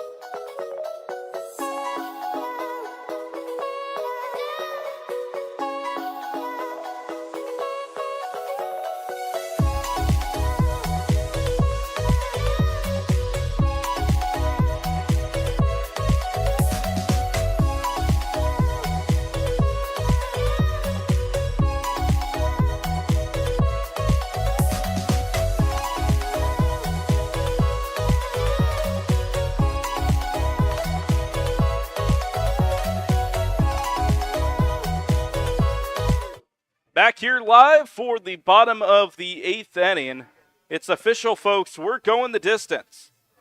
And our analyst, Adam Hipsky, could not be happier. Josiah Miller will bat. Alton Bomber to deal the first pitch. It was a sinking fastball just off the outer part of the plate. Incredibly, Josiah Miller has not registered a plate appearance or an at-bat today. He is 0 for 0 with 4 walks. That tells the story of the game. That is about as indicative as it can get. Alton Bomber out there for his second inning of work.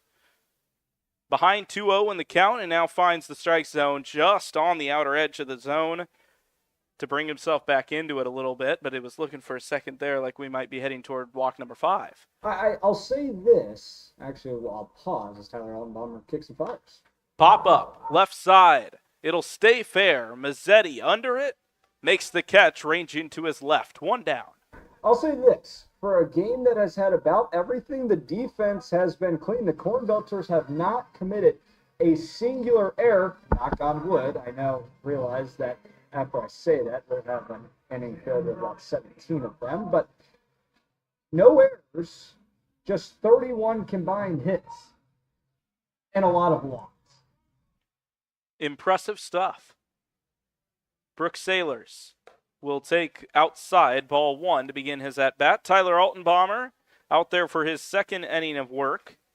An inning and a third so far and an earned run. No strikeouts, no walks. 1-0. Popped up left field. That'll hook toward the corner but stay fair. Griffin Brown ranges to it and makes the play. A couple of flyouts to the left side, and we've got 2 quick outs here. 2 up, 2 down. Cross it off the bingo card. I didn't think it would take us until the bottom of the 8th, but we've gotten it. And, yeah, there's 2 away. Tyler Altenbomber working quickly through this, kind of the heart of the Aviators lineup. Nate Bingman will step in 0 for 3. Altenbomber quickly to the set position and comes forward, just misses the outer edge. And, of course, I'm going to throw myself blindly into announcer's jinx range here, but we haven't had a scoreless half inning since the top of the 6th. The Aviators have scored every inning since the 4th, but it's popped up into right field. It's Will Jeske. Bouncing, makes the play. 1, 2, 3, and Adam Hipsky loving it here in the booth. Do you believe in miracles? We'll head to the 9th.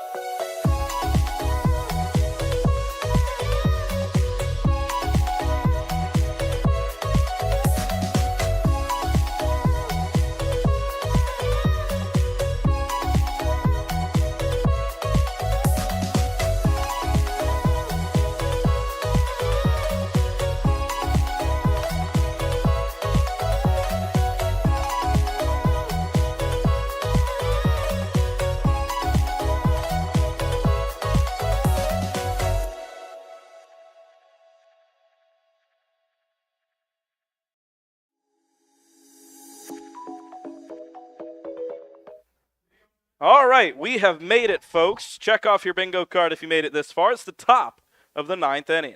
Normal 20, Lafayette 12. Our YouTube broadcast has been live for 3 hours, 45 minutes, and make that 46 minutes. Strike 1 to Zach Sykowski. The CornBelters offense will bring the 2-3-4 hitters to the plate, including Judah Morris, who we'll talk more about in a minute.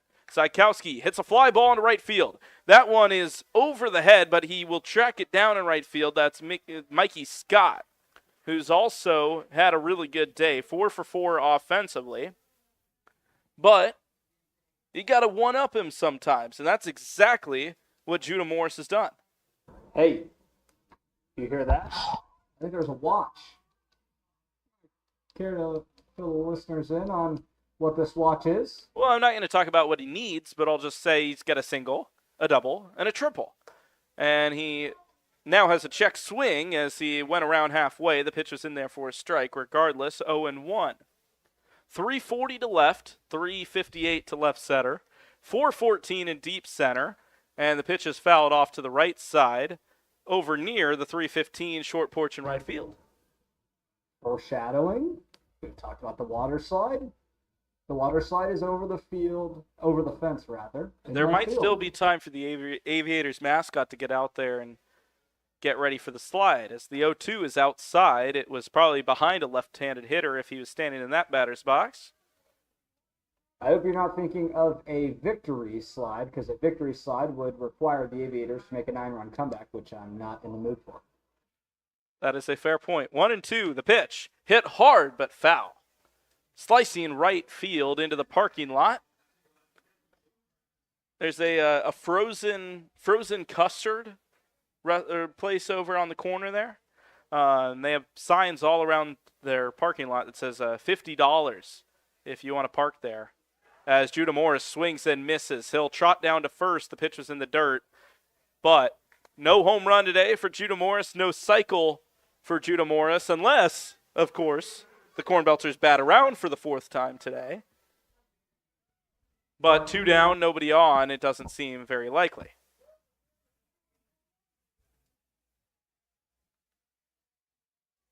Will Jusky in the box with 2 down. The right fielder will see the first pitch from Corbin Payne, and it misses low of the knees. Ball 1. 2 down here in the top half of inning number 9. Some action in the CornBelters bullpen. Can't quite see who that is warming up, but it'll be a new arm in there for the Belters to finish off this game. The unofficial save. 2-0 as the pitch misses low to Jusky. I'll say this about Lafayette fans, they have stuck around. It's not full, but they've stuck around. Credit where credit is due as Jusky pops up the ball into shallow left center. Ranging backwards to make the catch is Alec Gonzalez. We finally head to the bottom half of the 9th. The CornBelters 3 outs away from a big win in the Central Division race. And you'll have to stick around a couple more minutes to catch it here on the Normal CornBelters YouTube network.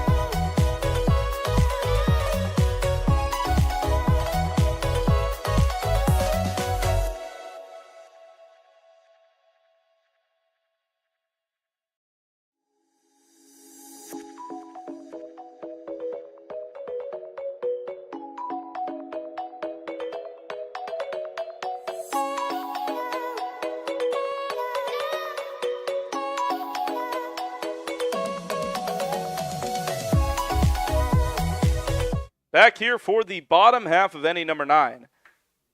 Here at Loeb Field, coming up on a 10:45 Eastern Time, 7 o'clock start. It was a late start and an even later finish by the looks of it.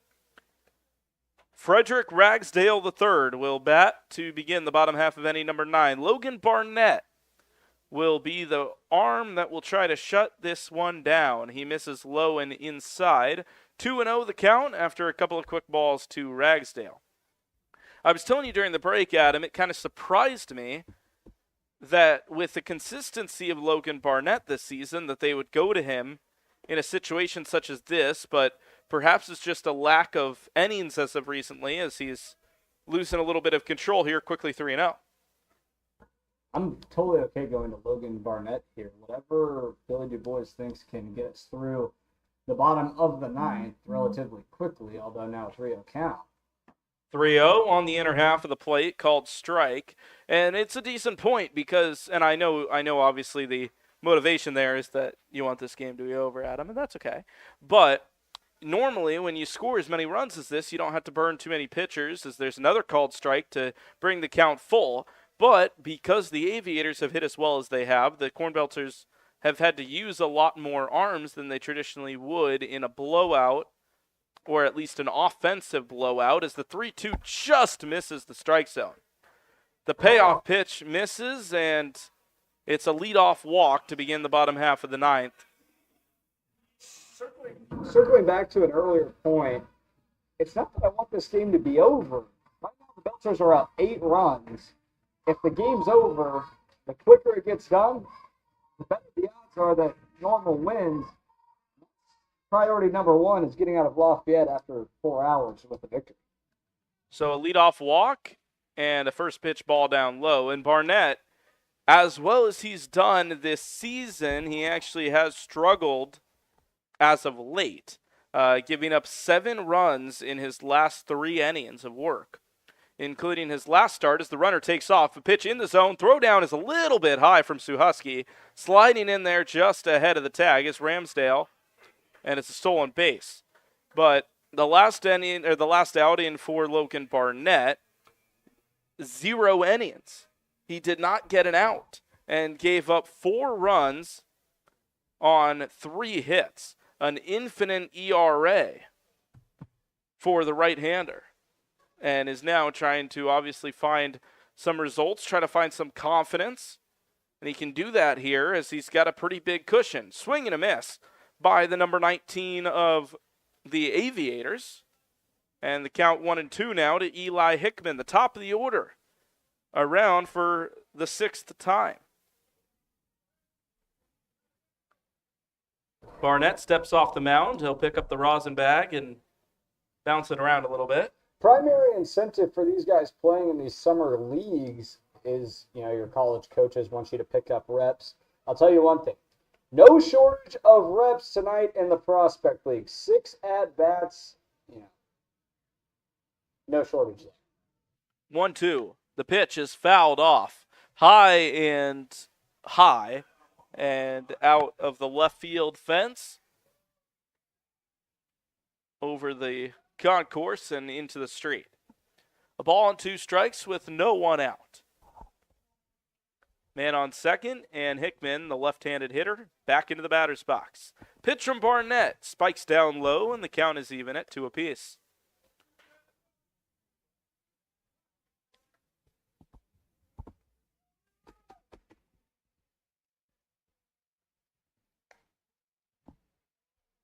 Saturday night, perhaps some of the players, some of the fans anticipating having a night out after this, perhaps content to take it easy tonight after this showcase of Prospect League baseball. 2-2, runner on the move, and a line drive right field over the head of Zykowski. Had Zykowski caught the ball, they would have been able to double up Ragsdale easily. Instead, with the head start, he'll score 20-13. We have had 5 touchdowns and 2 missed extra points. Belters still leaded by a touchdown. Back to you, Griffin. Thank you as always, Hepsky. 7-run lead for Normal. And the fans coming alive a little bit. They've got a long ways to go. But Alec Gonzalez is going to kind of try to keep the train moving a little bit. The pitch, a curveball, right down into the strike zone. Beautiful 12-6 movement on that one from the big righty.